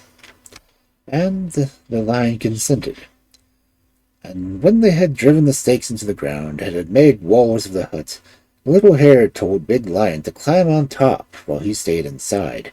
And when he was ready, he called out, Now, Grandfather, begin! And the lion passed his rod through the reeds with which roofs were always covered in the country. The little hare took it and cried, Now it is my turn to pierce them. And as he spoke, he passed the rod back through the reeds and gave the lion's tail a sharp poke. What is pricking me so? Said the big lion. Oh, just a little branch is sticking out. I'm going to break it, answered the little hare. But of course, he had done it on purpose, and he wanted to fix the big lion's tail so firmly to the hut that he could not be able to move. In a little while he gave another prick. The big lion called again, What is pricking me so? Little by little the hare came. He'll find out what I'm at, and I must try some other plan. So he called out, Grandfather, you had better put your tongue here, so that the branches will not touch you. The lion did what he was bid, and the little hare tied the tongue as tightly to the stakes of the wall. Then he went outside and shouted, Grandfather, you can come down now. Big Lion tried, but he could not move an inch. Then the little hare began quietly to eat Big Lion's dinner right before his eyes, and paying no attention to all his growls of rage. When he had quite done, he climbed up on the hut, and blowing his flute, he chanted, Pee, pee, fall hail and rain. Directly the sky was full of clouds, thunder roared, and huge hailstones whitened the roof of the hut. The little hare, who had taken refuge within, called out again, Big Lion, be quick and come down and dine with me. But there was no answer, Not even a growl, for the hailstones had killed Big Lion. Little Hare enjoyed himself vastly for some time, living comfortably in the hut, with plenty of food to eat and no trouble at all of getting it. But one day a great wind arose and flung the big lion's half-dried skin from the roof of the hut, and Little Hare bounded with terror at the noise, for he thought Big Lion must have come to life again. But on discovering what had happened, he set about cleaning the skin and propped the mouth open with sticks, so that he could get through. So dressed in Big Lion's skin, Little Hare started on his travels. He first paid visit to the hyenas, who trembled at the sight of him, and whispered to each other, "How shall we escape from the terrible beast?" Meanwhile, the Little Hare did not trouble himself about them, and just asked where the king of the hyenas lived, and made himself quite at home there. Every morning each hyena thought to himself, "Today he is certain to eat me."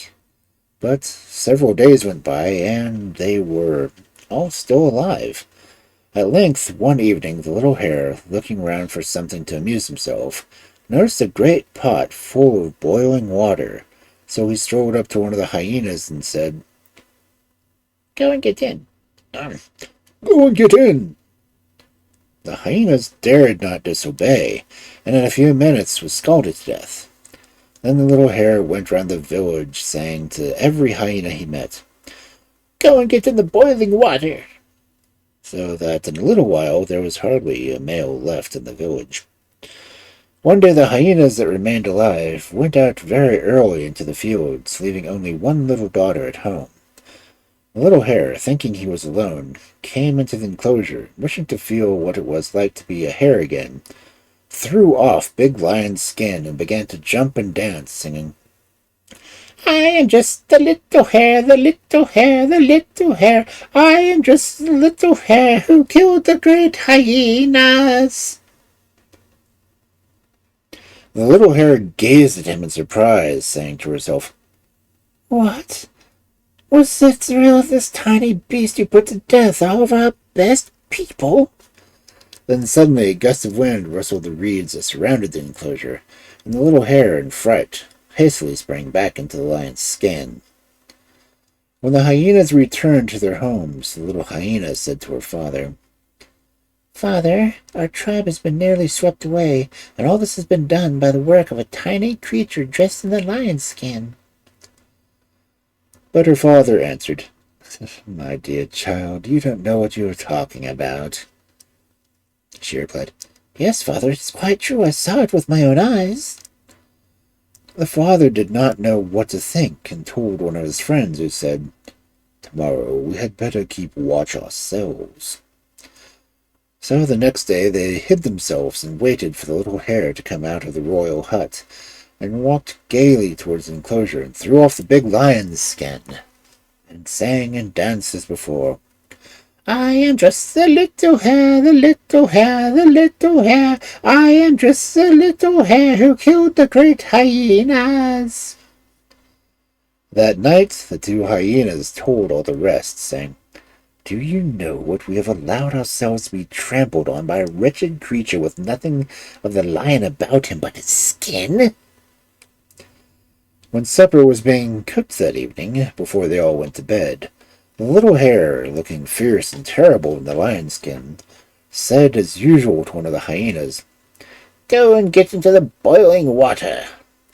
But the hyena never stirred. There was silence for a moment. Then a hyena took a stone and flung it with all the force against the lion's skin.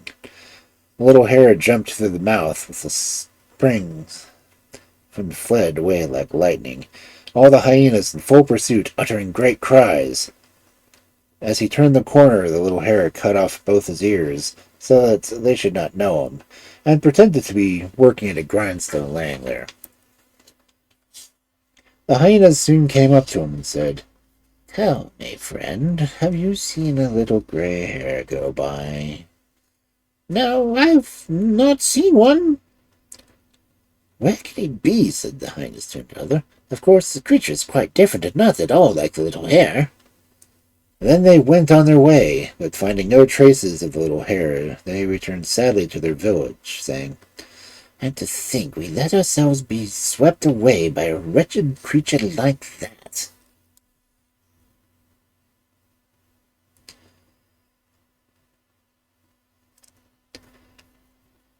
I hate it when one story just automatically spills into another one. Because originally it was about the Yamatsane. And then with the water gone because of the Yamatsane, because liver is extremely dry, I went to the second story. But as we were doing the stories, let's see, how many pages do I have? I only have 3 stories left to go.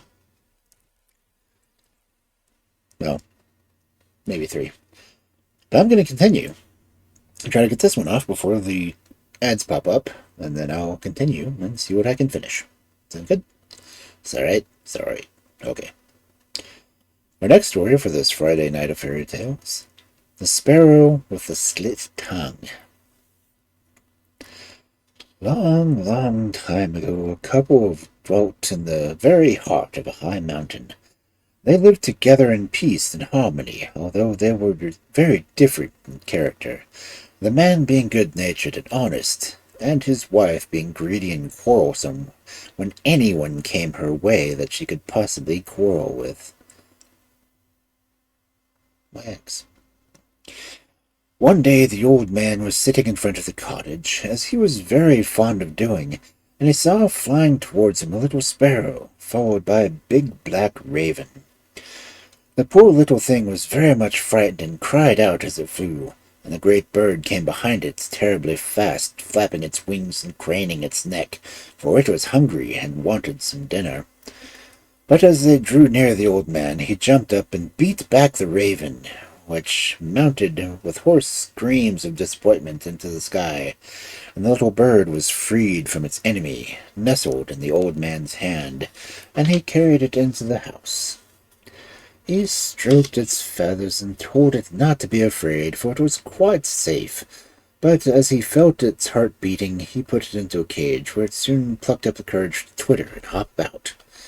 The old man was fond of all creatures, and every morning he used to open the cage door. The sparrow flew out happily until it caught sight of a cat or rat or some other fierce beast, when it would instantly return to its cage, knowing that there was no harm that could come to it.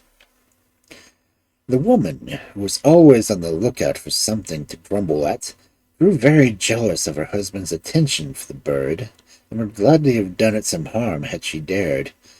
At last, one morning her opportunity came. Her husband had gone to town some miles away down the mountain, and would not be back for several hours. But before he left, he did not forget to open the door to the cage. The sparrow hopped about as usual, twittering happily and thinking no evil, and all the while the woman's brow became blacker and blacker, and at length her fury broke out. She threw her broom at the bird, who was perched on a bracket high up on the wall. The broom missed the bird, but knocked down and broke the vase and brackets, which did not soothe the angry woman. Then she chased it from place to place, and at last it had safe between her fingers, almost as frightened as one the day that had first made the entrance into the hut. By this time the woman was more furious than ever. If she dared, she would have killed the sparrow then and there, but as it was only ventured to slit its tongue. The bird struggled and piped, but there was no one to hear it, and then cried out in pain, and flew out from the house, and was lost into the depths of the forest. By and by the old man came back, and at once began to ask for his new pet.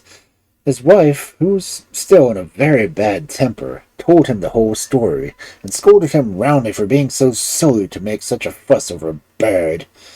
But the old man, who was much troubled, declared that she was bad, and hard-hearted woman, and had behaved so to a harmless bird. Then he left his house, and went into the forest to seek his pet. He walked many hours, whistling and calling for it, but it never came, and he went sadly home, resolved to be back out with dawn and never rest until he had brought the wanderer back. Day after day he searched and called, and evening after evening he returned in despair. At length he gave up hope and made up his mind that he should never see his little friend again.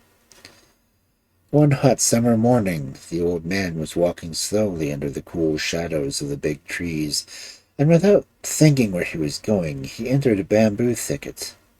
As the bamboo became thinner, he found himself opposite to a beautiful garden, at the center of which stood a tiny, spick-and-span little house, and out of the house came a lovely maiden who unlatched the gate and invited him in the most hospitable way to enter and rest.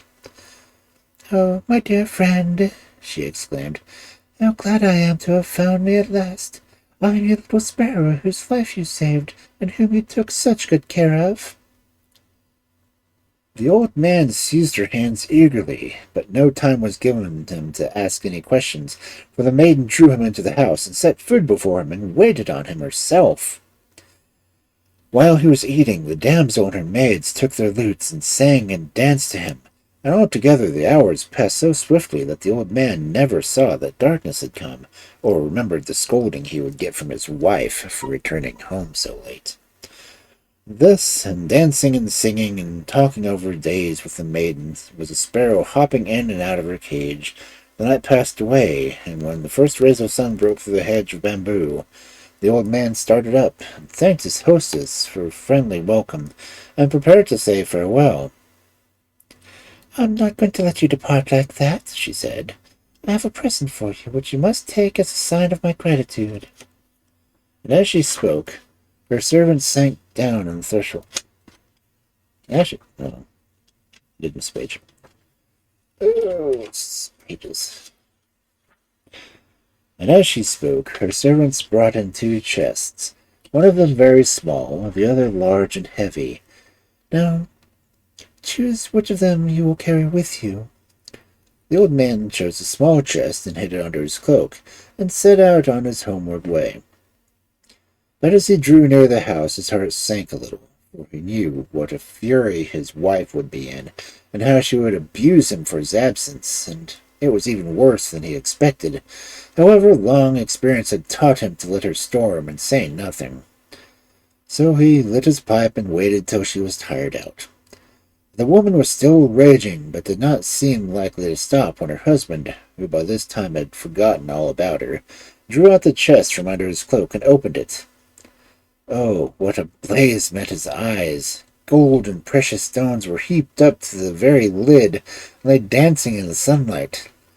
At the sight of these wonders, even the scolding tongue ceased, and the woman approached, and took the stones in her hand, setting greedily aside those which were the biggest and most costly.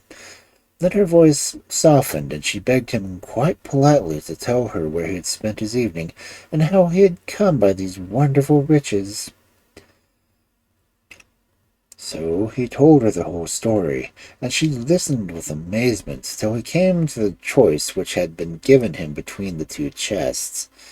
At this her tongue broke loose again, and she abused him for his folly in taking the little one, and she never rested till her husband had described the exact way which led to the Sparrow Princess's house. When she had got it into her head, she put on her best clothes and set out at once. But in her blind haste she often missed the path, and she wandered for several hours before she at length reached the little house.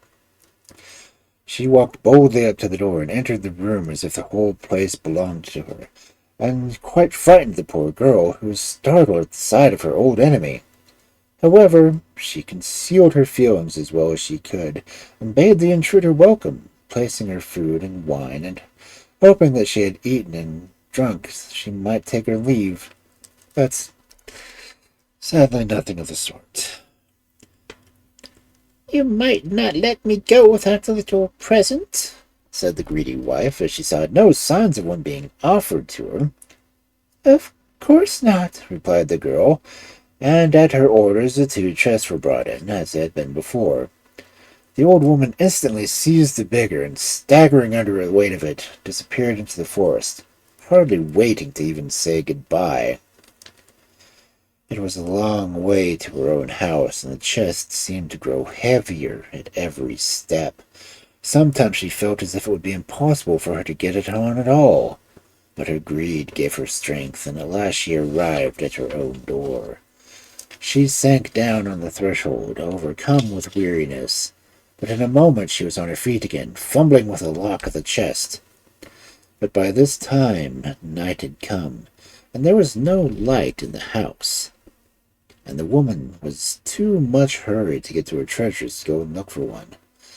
At length, however, the lock gave way, and the lid flew open when, oh horror, instead of golden jewels, she saw before her serpents with glittering eyes and forky tongues, and they twined themselves about her and darted poison into her veins, and she died, and no man regretted her.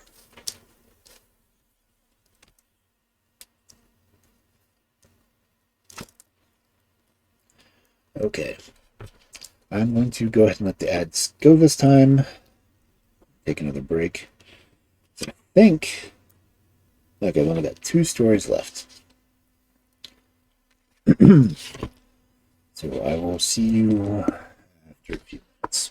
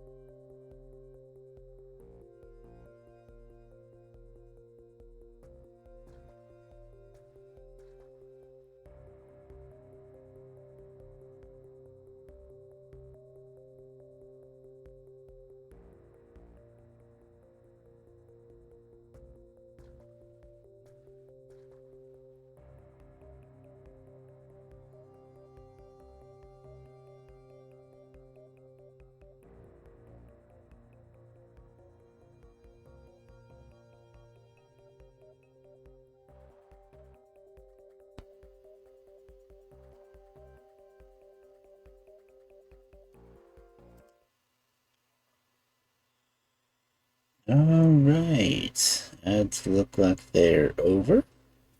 Again. I have 2 stories left in the Pink Fairy book. So I'm going to go ahead and get those finished, and I guess next year I'll start with the Gray Fairy book. Since that's the next in series. So I'll get to do Rivals of Sherlock Holmes book 2 and the Gray Fairy book.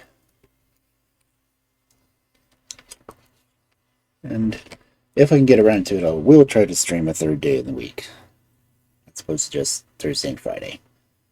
But Fridays, I do want to retain for fairy tales. Because it's going to be a long time before I run out of fairy tales.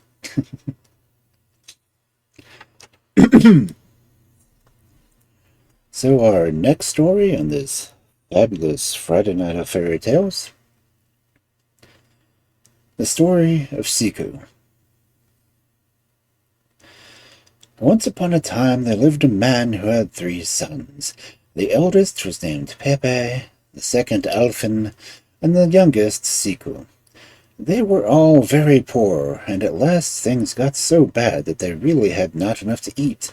So father called his sons and said to them, "My dear boys, I am too old to work any more, and there is nothing left for me but to beg in the streets." "No, no," exclaimed the sons. "That should never do. Rather, if it must be, we would do it ourselves. But we have thought of a better plan than that." "Well, what is it?" asked the father. "We will take you in the forest, where you shall cut wood, and then we will bind up the bundles and sell them in town." So their father let them do as they said, and they all made their way into the forest. And as the old man was weak from lack of food, his sons took it in turns to carry him on their backs. Then they built a little hut where they might take shelter, and set to work. Every morning early,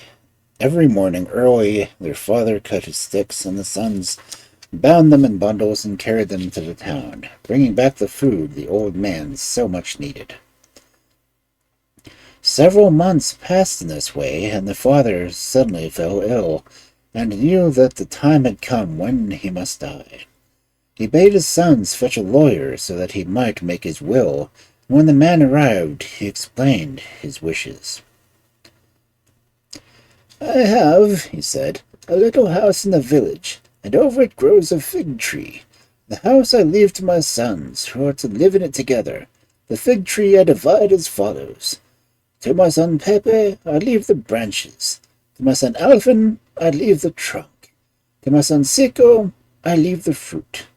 Besides the house and the tree, I have an old coverlet, which I leave to my eldest son, and an old purse, which I leave to my second son, and a horn, which I leave to my youngest son. And now, farewell." Thus speaking, he laid himself down and died quietly. The brothers wept bitterly for their father, whom they loved, and when they had buried him, they began to talk over their future lives.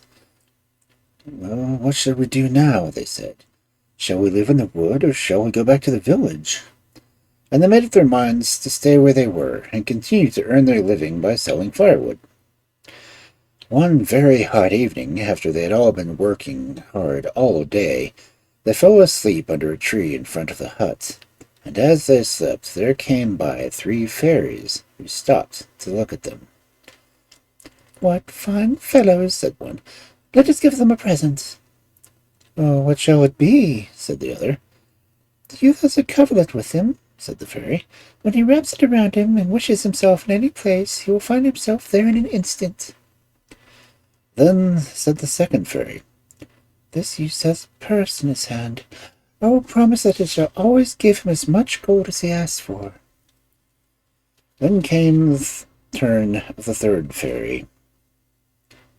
"This one has a horn slung around him. When he blows at the small end, the sea shall be covered with ships. If he blows in the wide end, they shall all be sunk by the waves." And so they vanished, without knowing that Ciccu had been awake and had heard it all.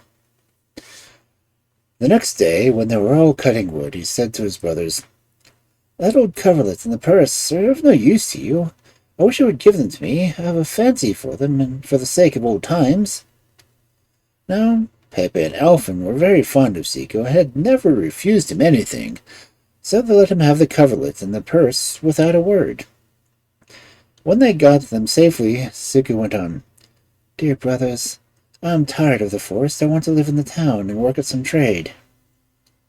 "Oh, Ciccu, stay with us," they cried. "We're very happy here, and who knows when you shall get elsewhere." "We can always try," said Ciccu, "and if times are bad we can come back here and take up wood-cutting." So saying, he picked up his bundle of sticks, and his brothers did the same.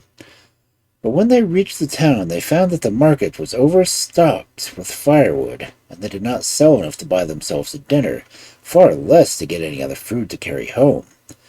Then they wondered sadly what they should do, when Ciccu said, "Come with me to the inn, and let us have something to eat."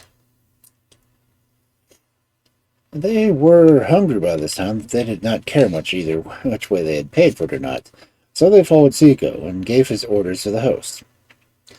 "Bring us 3 dishes, nicest you have, and a good bottle of wine." "Ciccu," whispered his brothers, horrified at his extravagance. "Are you mad? How do you ever mean to pay for it?" "Let me alone," said Ciccu. "I know what I'm about."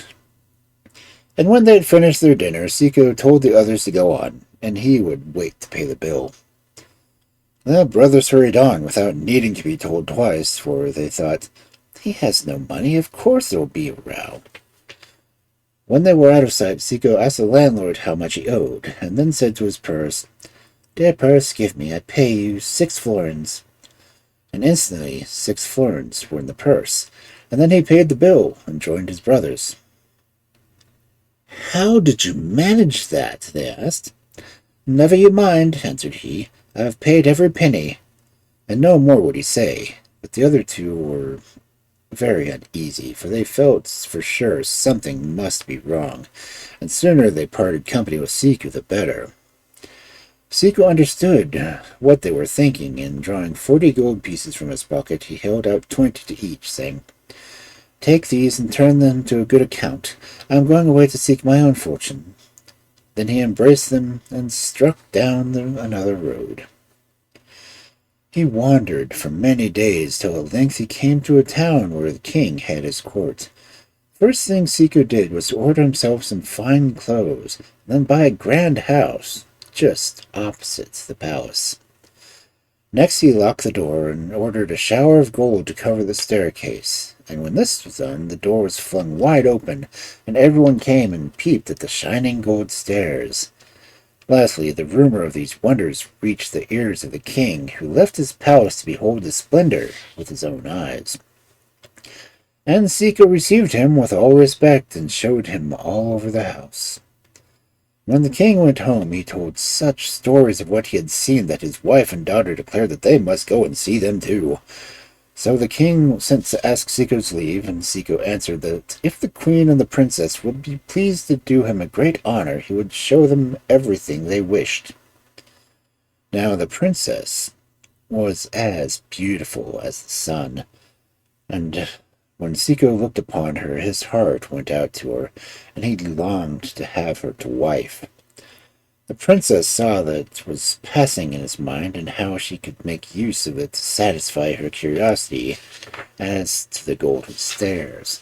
So she praised him and flattered him, and put cunning questions till at length Ciccu's head was quite turned, and he told her the whole story of the fairies and their gifts. Then she begged him to lend her the purse for a few days, so that she could have made one like it. And so great was the love he had for her that, of course, he gave it to her at once. The princess returned to the palace, taking with her the purse, which she had not the smallest intention of ever restoring to Ciccu. And very soon Ciccu had spent all the money he had with him, and could get no more without the help of his purse. Of course, he went at once to the king's daughter, and asked her if she was done with it. And she put him off with some excuse, and told him to come back the next day. The next day it was the same thing, and the next, until a great rage filled Ciccu's heart instead of the love that had been there. And when night came, he took in his hand a thick stick, wrapped himself in the coverlet, and wished himself in the chamber of the princess.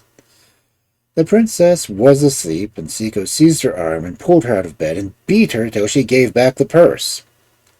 Then he took up the coverlet and wished he was safe back at his own house.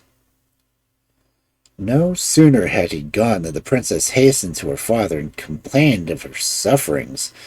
Then the king rose up in a fury and commanded Ciccu to be brought before him. "You richly deserve death," he said, "but I will allow you to live if you will instantly hand over to me the coverlet, the purse, and the horn." Well, what could Ciccu do? Life was sweet, and he was in the power of the king, so he gave up silently his ill-gotten goods, and was as poor as he was as a boy.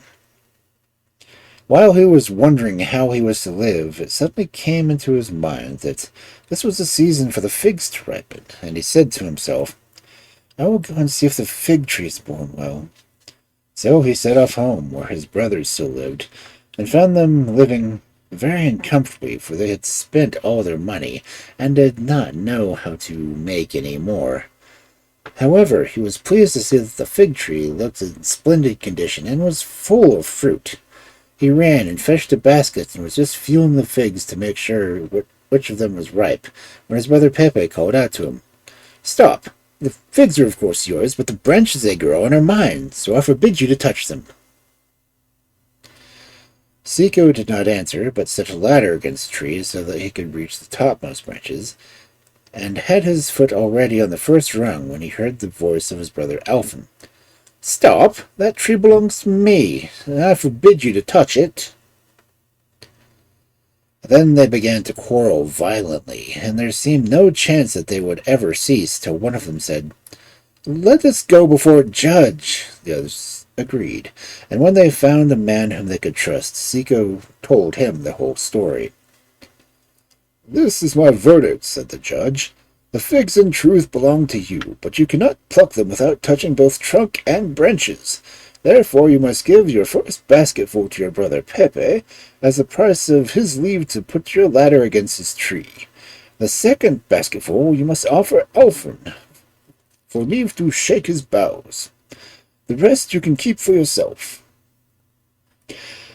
And the brothers were contented, and returned home, saying one to the other, "We will each of us send a basket of figs to the king. Perhaps he will give us something in return, and if he does, we will divide it faithfully between us." The best figs were carefully packed in a basket, and Pepe set out with it to the castle. On the road he met a little old man who stopped and said to him, "What have you got there, my fine fellow?" "What is it to you?" was the answer. "Mind your own business."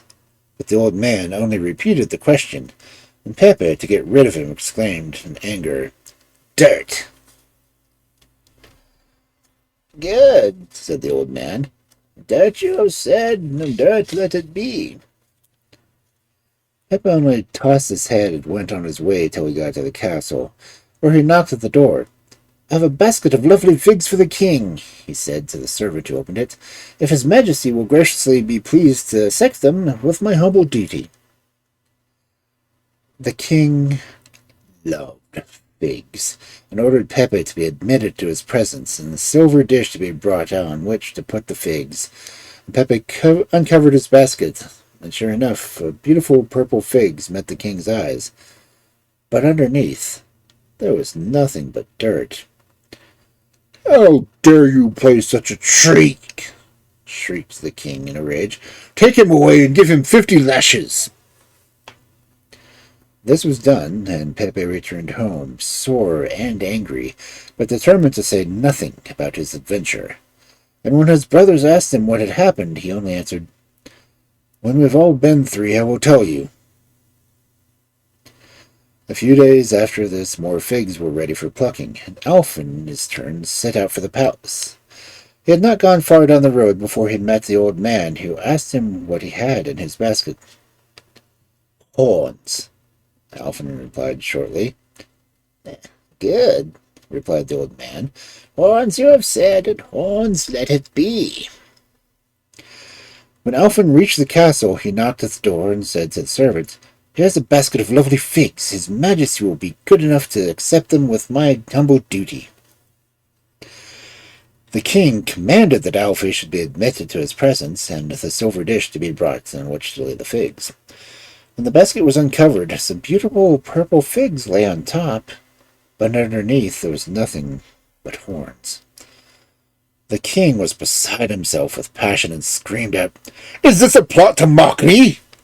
Take him away and give him 150 lashes." So Elfin went sadly home, but could not tell anything of his adventures, only saying grimly, "Now it's Ciccu's turn." Ciccu had to wait a little before he gathered the last figs on the tree, and these were not nearly as good as the first set. However, he plucked them, and they had agreed, and he set out to the king's palace. The old man was still on the road, and he came up and said to Ciccu, What have you got in that basket? "Figs for the king." Oh, let me have a peep. And Ciccu lifted the lid. Oh, do give me one. I'm so fond of figs, begged the little man. "I'm afraid if I do, the hole will show," replied Ciccu, but as he was very good-natured, he gave him one. The old man ate it greedily and kept the stalk in his hand, and then asked for another and another till he had eaten half the basket. "But there are not enough left to take the king," murmured Ciccu. Oh, don't be anxious, said the old man, throwing the stalks back into the basket. Just go on and carry the basket to the castle. It will bring you luck. Ciccu did not much like it. However, he went on his way, and with a trembling heart rang the castle bell. "Here are some lovely figs for the king," he said, "if his majesty will graciously accept them with my humble duty." When the king was told there was another man with a basket of figs, he cried out, "Oh, have him in! Have him in! I suppose this is a wager." But Ciccu uncovered the basket, and there lay a pile of beautiful ripe figs, and the king was delighted, and emptied them himself on the silver dish, and gave 5 florins to Ciccu, and offered besides to take him into his service. Ciccu accepted gratefully, but he said he must return home and give the 5 florins to his brothers. When he got home, Pepe spoke. "Now we'll see what each have got from the king. I myself received from him 50 lashes." "And I 150, added Elfin. "I have 5 florins and some sweets, which you can divide between the two of you. The king has taken me into his service." Then Ciccu went back to the court and served the king, and the king loved him.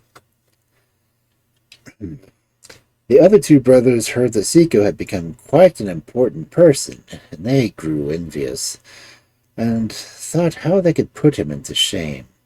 At last they came to the king and said to him, "O king, your palace is beautiful indeed, but to be worthy of you it lacks one thing, the sword of the man-eater." "How can I get it?" asked the king. "Oh, Ciccu can get it for you. Ask him." So the king sent for Ciccu and said to him, "Ciccu, you must at any price manage to get the sword of the man-eater." Ciccu was very much surprised at this sudden command, and he walked thoughtfully away to the stables and began to stroke his favorite horse, saying to himself, "Ah, my pet, we must bid each other goodbye, for the king has sent me away to get the sword of the man-eater." Now, this horse was not like the other horses, for it was a talking horse, and it knew a great deal about a great many things. So it answered, "Fear not, and do as well as I tell you. Beg the king to give you 50 gold pieces and to leave to ride me, and the rest will be easy." Ciccu believed what the horse said, and prayed the king to grant him what he asked. Then the 2 friends set out, but the horse chose what roads he pleased, and directed Ciccu in everything. It took them many days, hard riding, before they reached the country where the man-eater lived, and then the horse told Ciccu to stop a group of old women who were coming chattering through the wood, and offer them each a shilling if they would collect a number of mosquitoes and tie them up in a bag. When the bag was full, Ciccu put it on his shoulder and stole into the house of the man-eater, who had gone to look for his dinner, and let them all out in his bedroom. He hid himself carefully under the bed and waited. The man-eater came in late, very tired from his long walk, and flung himself onto his bed, placing his sword with its shining blade by his side. Scarcely had he laid down, the mosquitoes began to buzz about and bite him, and he rolled from side to side, trying to catch them, which he could never do, though they always seemed to be close to his nose. He was very busy over the mosquitoes and did not hear Ciccu steal softly out, or see him catch up the sword. But the horse heard and stood ready near the door, and Ciccu came flying down the stairs and jumped on his back and sped away like the wind, and never stopped till they arrived at the king's palace. The king had suffered much pain in his absence, thinking that if the man-eater ate Ciccu, it would be his fault. And he was so overjoyed when he made him safe that he almost forgot the sword which he had sent him to bring. But the two brothers did not love Ciccu any better because he had succeeded when they had hoped that he would have failed, and one day they spoke to the king. It was all very well for Ciccu to have gotten possession of the sword, but it would be far better to your majesty's honor if he had captured the man-eater himself. The king thought upon these words, and at last he said to Ciccu, "Ciccu, I shall never rest until you bring me back the man-eater himself. You may have any hope you like, but somehow or other you must manage to do it." Ciccu felt very much cast down at these words, and went to the stable to ask advice of his friend the horse. "Fear nothing," said the horse. "Just say you want me and 50 gold pieces." Ciccu did as he was bid, and the two set out together. When they reached the country of the man-eater, Ciccu made all the church bells tolled, and a proclamation made. "Ciccu, the servant of the king, is dead." The man-eater soon heard what everyone was talking about, and was glad in his heart, for he thought, "Well, it is good news that the thief who stole my sword is dead." But Ciccu brought an axe and a saw, and cut down a pine tree in the nearest wood, and began to hew it into planks. "What are you doing with my wood?" said the man-eater, coming up. "Noble lord," said Ciccu, "I am making a coffin for the body of Ciccu, who is dead." "Don't be in a hurry," answered the man-eater, who of course did not know whom he was talking to, "and perhaps I can help you." They set to work, sawing and fitting, and very soon the coffin was finished. Then Ciccu scratched his ear thoughtfully and cried, "Idiot that I am, I never took measurements.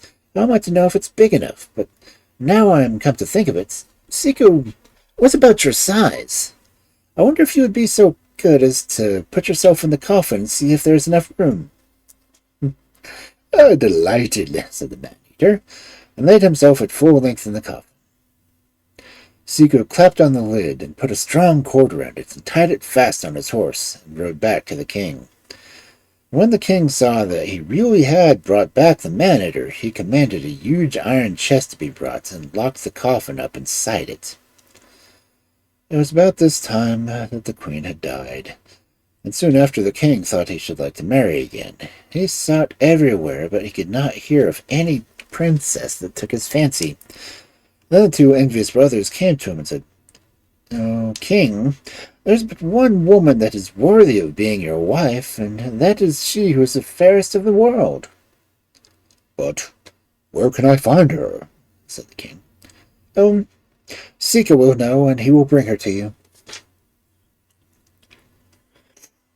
Now the king, who had got used to depending on Ciccu, thought that he really believed that he could do anything. So he sent for him and said, "Ciccu, unless within 8 days you bring me the fairest in all the whole world, I will have you hewn into 1,000 pieces." This mission seemed to Ciccu 100 times worse than either of the others, and with tears in his eyes he took way to the stables. Cheer up, laughed the horse. Tell the king you must have some bread and some honey and a purse of gold, and leave the rest to me. Ciccu did as he was bid, and they started at a gallop. After they had ridden some way, they saw a swarm of bees lying on the ground, so hungry and weak that they were unable to fly. Get down and give the poor thing some honey, said the horse, and Ciccu dismounted. By and by they came to a stream on which the bank was a fish, flapping feebly about in its own efforts to reach the water. Jump down and throw the fish into the water. He will be useful to us. And Ciccu did so. Farther along the hillside they saw an eagle whose leg was caught in a snare. Go and free that eagle with the snare. It will be useful for us. And in a moment the eagle was soaring up in the sky. At length they came to a castle where the fairest in the world lived with her parents. Then the horse said, You must get down and sit upon that stone, for I must enter the castle alone. Directly you see me come tearing with the princess on my back, jump up behind and hold her tight, so that she does not escape you. If you fail to do this, we are both lost. Ciccu seated himself on the stone, and the horse went on to the courtyard of the castle, where he began to trot around in a graceful and elegant manner. Soon a crowd collected, first to watch him, and then to pat him, and the king and queen and the princess came with the rest. The eyes of the fairest in the world brightened as she looked, and she sprang on the horse's saddle, crying, Oh, I really must ride him a little. But the horse made one bound forward, and the princess was forced to hold tight by his mane, lest she should fall off. And as they dashed past the stone where Ciccu was waiting for them, he swung himself up and held her around the waist. As he put his arms around her waist, the fairest in the world unwound the veil from her head, and cast it on the ground. And then she drew a ring from her finger and flung it into the stream. But she said nothing, and they rode on, fast and faster. The king of Ciccu's country was watching them from the top of the tower, and when he saw the distance a cloud of dust, he ran down the steps as to be ready to receive them. Bowing low before the fairest in the world, he spoke. Noble lady, will you do me the honor of becoming my wife? But she answered, That can only be when Ciccu brings me the veil that I let fall from my way here. And the king turned to Ciccu and said, Ciccu, if you do not find the veil at once, you shall lose your head.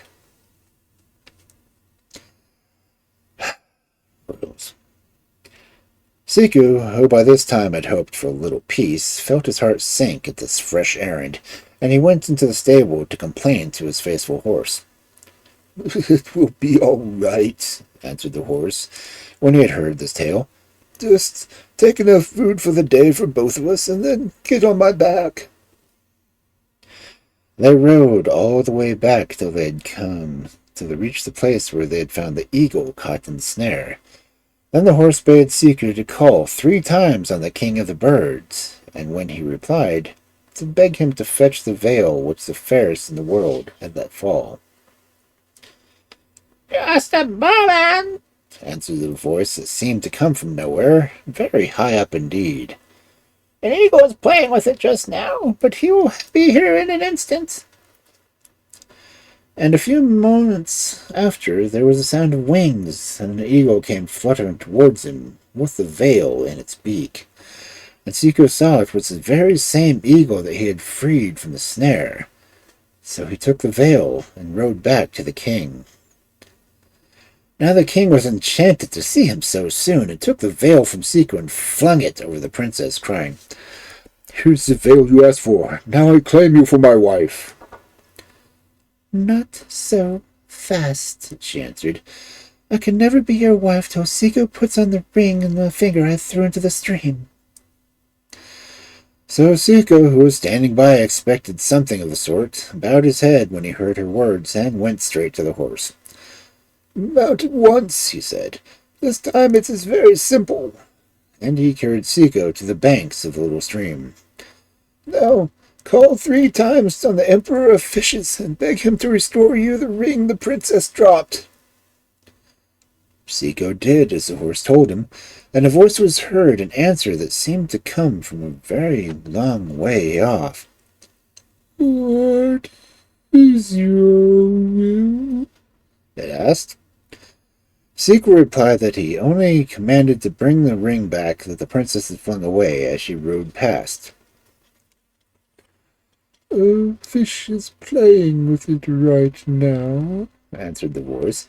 However, you shall have it without delay. And, sure enough, very soon a little fish was seen rising to the surface with the lost ring in its mouth. And Ciccu knew him to be the fish that he had saved from death, and he took the ring and rode back with it to the king. That is not enough, exclaimed the princess when she saw the ring. Before we can be made man and wife, the oven must be heated for 3 days and 3 nights, and Ciccu must jump in. And the king forgot how Ciccu had served him and desired him to do as the princess had said. This time Ciccu felt that no escape was possible, and he went to the horse, laid his hand on his neck. Now, this is indeed goodbye, and there is no help to even be gotten from you. And he told him the fate that he awaited. But the horse said, Never lose heart. Jump on my back and make me go till the foam flies and flecks about me. Then get down and scrape the foam with a knife. This must rub all over you, and when you are quite covered, you will suffer yourself to be cast into the oven, for the fire will not hurt you, nor anything else. And Ciccu did exactly as the horse bade him, and went back to the king, and before the eyes of the fairest in the world he sprang into the oven. When the fairest in the world saw what he had done, love entered into her heart, and she said to the king, One thing more before I can be your wife. You must jump into the oven as Ciccu has done. Willingly, replied the king, stooping over the oven. But on the brink he paused a moment and called to Ciccu. Tell me, Ciccu, how did you manage to prevent the fire burning you? Now Ciccu could not forgive his master, whom he had served so faithfully, for sending him to his death without a thought. So he answered, I rubbed myself all over with fat, and I'm not even singed. When he heard the words, the king, whose head was full of the princess, never stopped to inquire if they could be true, and smeared himself all over with fat, and sprang into the oven. And in a moment the fire caught him, and he was burned up. Now the fairest in all the world held out her hand to Ciccu and smiled, saying, Now we will be made man and wife. So Ciccu married the fairest in the world, and became king of the country.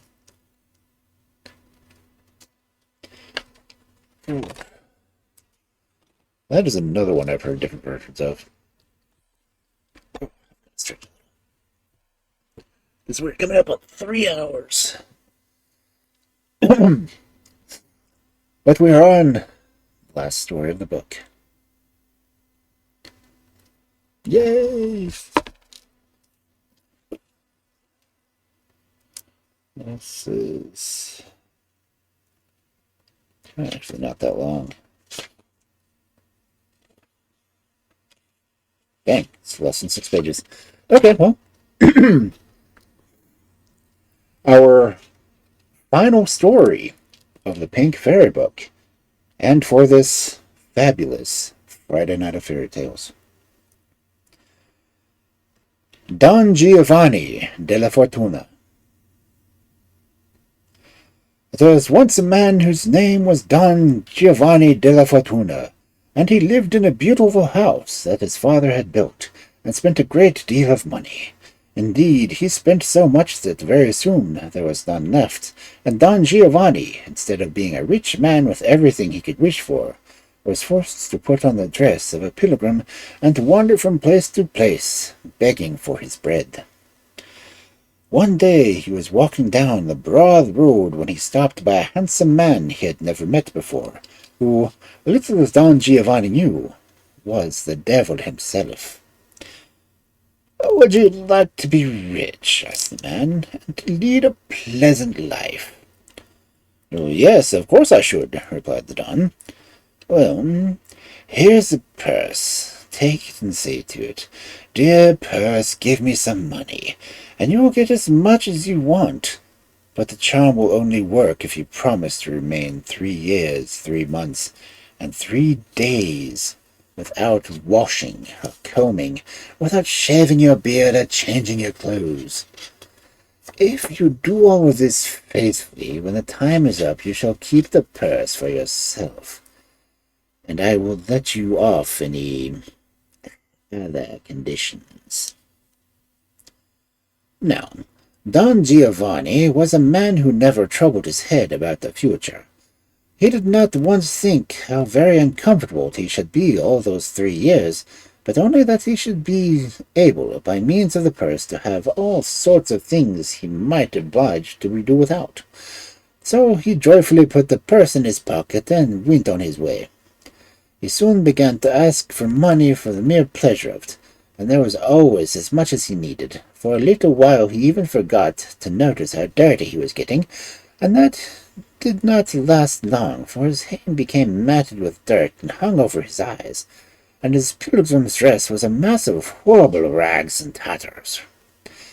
He was in this state when one morning he happened to be passing a fine palace, and as the sun was shining bright and warm, he sat down on the steps and tried to shake off some of the dust which he had picked up on the road.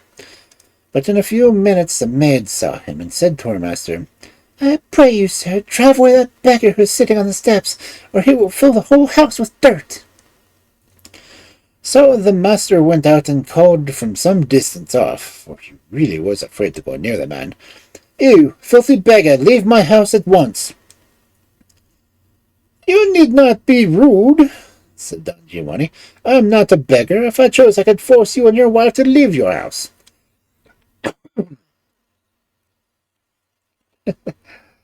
"What is that you can do?" laughed the gentleman. "Will you sell me your house?" asked Don Giovanni. "I will buy it from you on the spot." "Oh, the dirty creature is quite mad," thought the gentleman. "I shall just accept his offer for a joke." And he said aloud, "All right, follow me, and we will go to a lawyer and go make him make a contract." And Don Giovanni followed him, and an agreement was drawn up by which the house was to be sold at once, and a large sum of money paid down in 8 days. When the Don went to an inn where he hired 2 rooms, and standing in one of them said to his purse, "Dear purse, fill up this room with gold." And when 8 days were up, it was so full you could not put another sovereign into it. When the owner of the house came to take away his money, Don Giovanni led him to his room and said, "There, just pocket what you want." And the gentleman stared with an open mouth at this astonishing sight. But he had given his word to sell the house, so he took his money, and as he was told, and went away with his wife to look for some other place to live. And Don Giovanni left the inn and dwelt in beautiful rooms, where his rags and dirt looked sadly out of place, and every day these got worse and worse. By and by the fame of his riches reached the ears of the king, and as he himself was always in need of some money, he sent for Don Giovanni. As he wished to borrow a large sum, Don Giovanni readily agreed to lend him what he wanted, and sent next day a huge wagon laden with sacks of gold. "Who can he be?" thought the king to himself. "Why is he much richer than I?" The king took as much as he had need of, then ordered the rest to be returned to Don Giovanni, who refused to receive it, saying, "Tell his majesty I am much hurt at his proposal. I shall certainly not take back a handful of gold, and if he declines to accept it, keep it for yourself." The servant departed and delivered the message, and the king wondered more than ever how anyone could be so rich. And at last he spoke to the queen. "Dear wife, this man has done me a great service, and has, besides, behaved like a gentleman, and not allowing me to send money back. I wish to give him the hand of our eldest daughter." The queen was quite pleased with this idea, and again the messenger was sent to Don Giovanni, offering him the hand of the eldest princess. "Oh, his majesty is too good," he replied. "I can only humbly accept the honor." The messenger took back the answer, but a second time returned with the request that Don Giovanni would present them with his picture, so that they might know what sort of person to expect. When it came, the princess saw what a horrible figure, and she screamed out, "What? May this dirty beggar? Never, never!" "Child," answered the king, "how could I ever guess that the rich Don Giovanni would ever look like that? But I have passed my royal word, and I cannot break it, so there is no help for you." "But, father, you may cut my head if you choose, but marry the horrible beggar I never will." And the queen took her part, and reproached her husband bitterly for wishing his daughter to marry a creature like that. Then the youngest daughter spoke. "Dear father, do not look so sad. As you have given your word, I will marry Don Giovanni." The king fell on her neck and thanked her and kissed her, but the queen and the elder girl had nothing for her but laughs and cheers. So it was settled, and then the king bade one of his lords to go to Don Giovanni and ask him when the wedding day was to be, so that the princess might make ready. "Let it be in 2 months," answered Don Giovanni, for the time was nearly up that the devil had fixed, and he wanted a whole month to himself to wash off the dirt from the last 3 years. The very minute the compact with the devil had come to an end, his beard was shaved, his hair was cut, and his rags were burned, and day and night he lay in a bath of clear, warm water. At length he felt he was clean again, and he put on splendid clothes and hired a beautiful ship, and arrived in state at the king's palace. The whole royal family came down to the ship to receive him, and the whole way the queen and elder princess teased the sister about the dirty husband she was going to have. But when they saw how handsome he really was, their hearts were filled with envy and anger, so that their eyes were blinded, and they fell over into the sea and were drowned. And the youngest daughter rejoiced in the good luck that had come to her, and they had a splendid wedding when the days of mourning for her mother and sister were ended. And soon after the old king died, Don Giovanni became king, and he was rich and happy to the end of his days, for he loved his wife, and his purse always gave him money.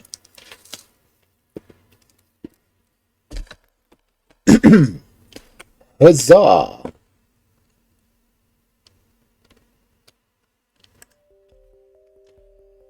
So endeth the Pig Fairy book. And it is, geez, almost midnight. Oh, it's 11:47. I guess we should find someone to raid if anyone's even on.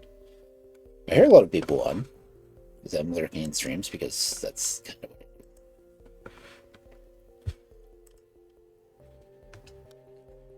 do. Let's see. Who is reading and writing right now? Writing and reading and reading and writing and reading. Yeah. Old woman.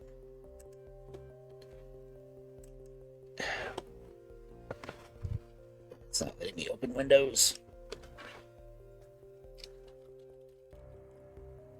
Okay. Who is in the writing and reading category at this moment?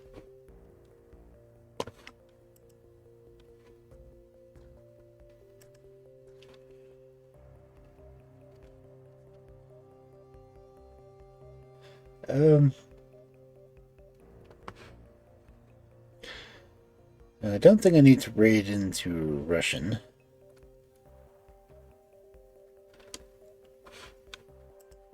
What's Game of Times doing?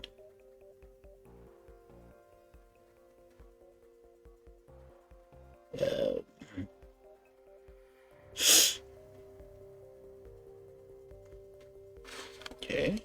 Check to see what they're actually doing. I'm not hearing anything from theirs.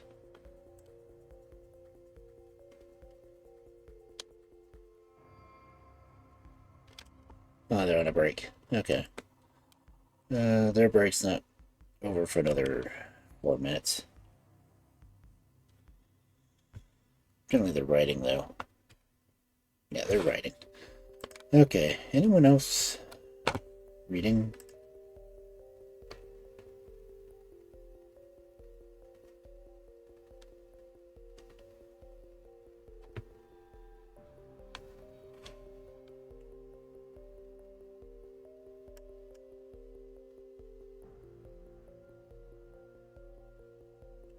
Okay, looks like Oracle of Dusk is writing.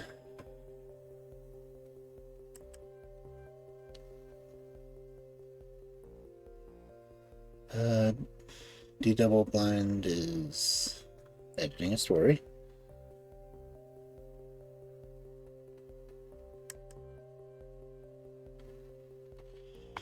I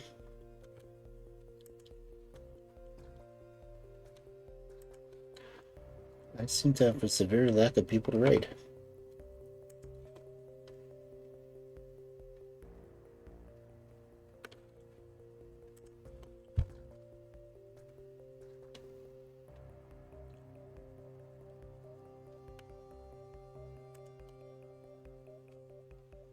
Well,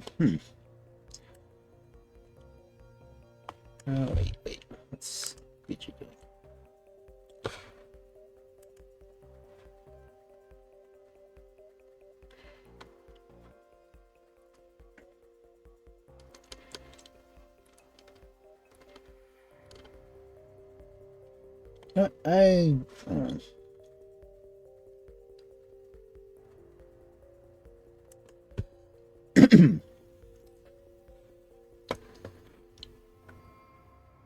Okay, feeling a little ambitious.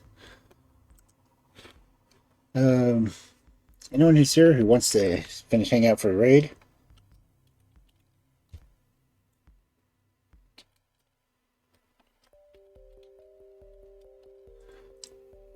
I'm going to raid someone I never really thought I would raid.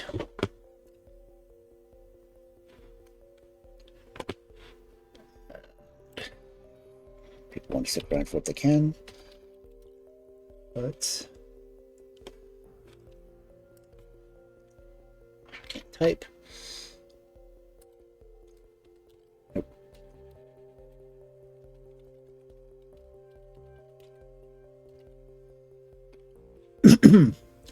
Make sure I'm spelling it right. Yep, okay. Haven't raided them before,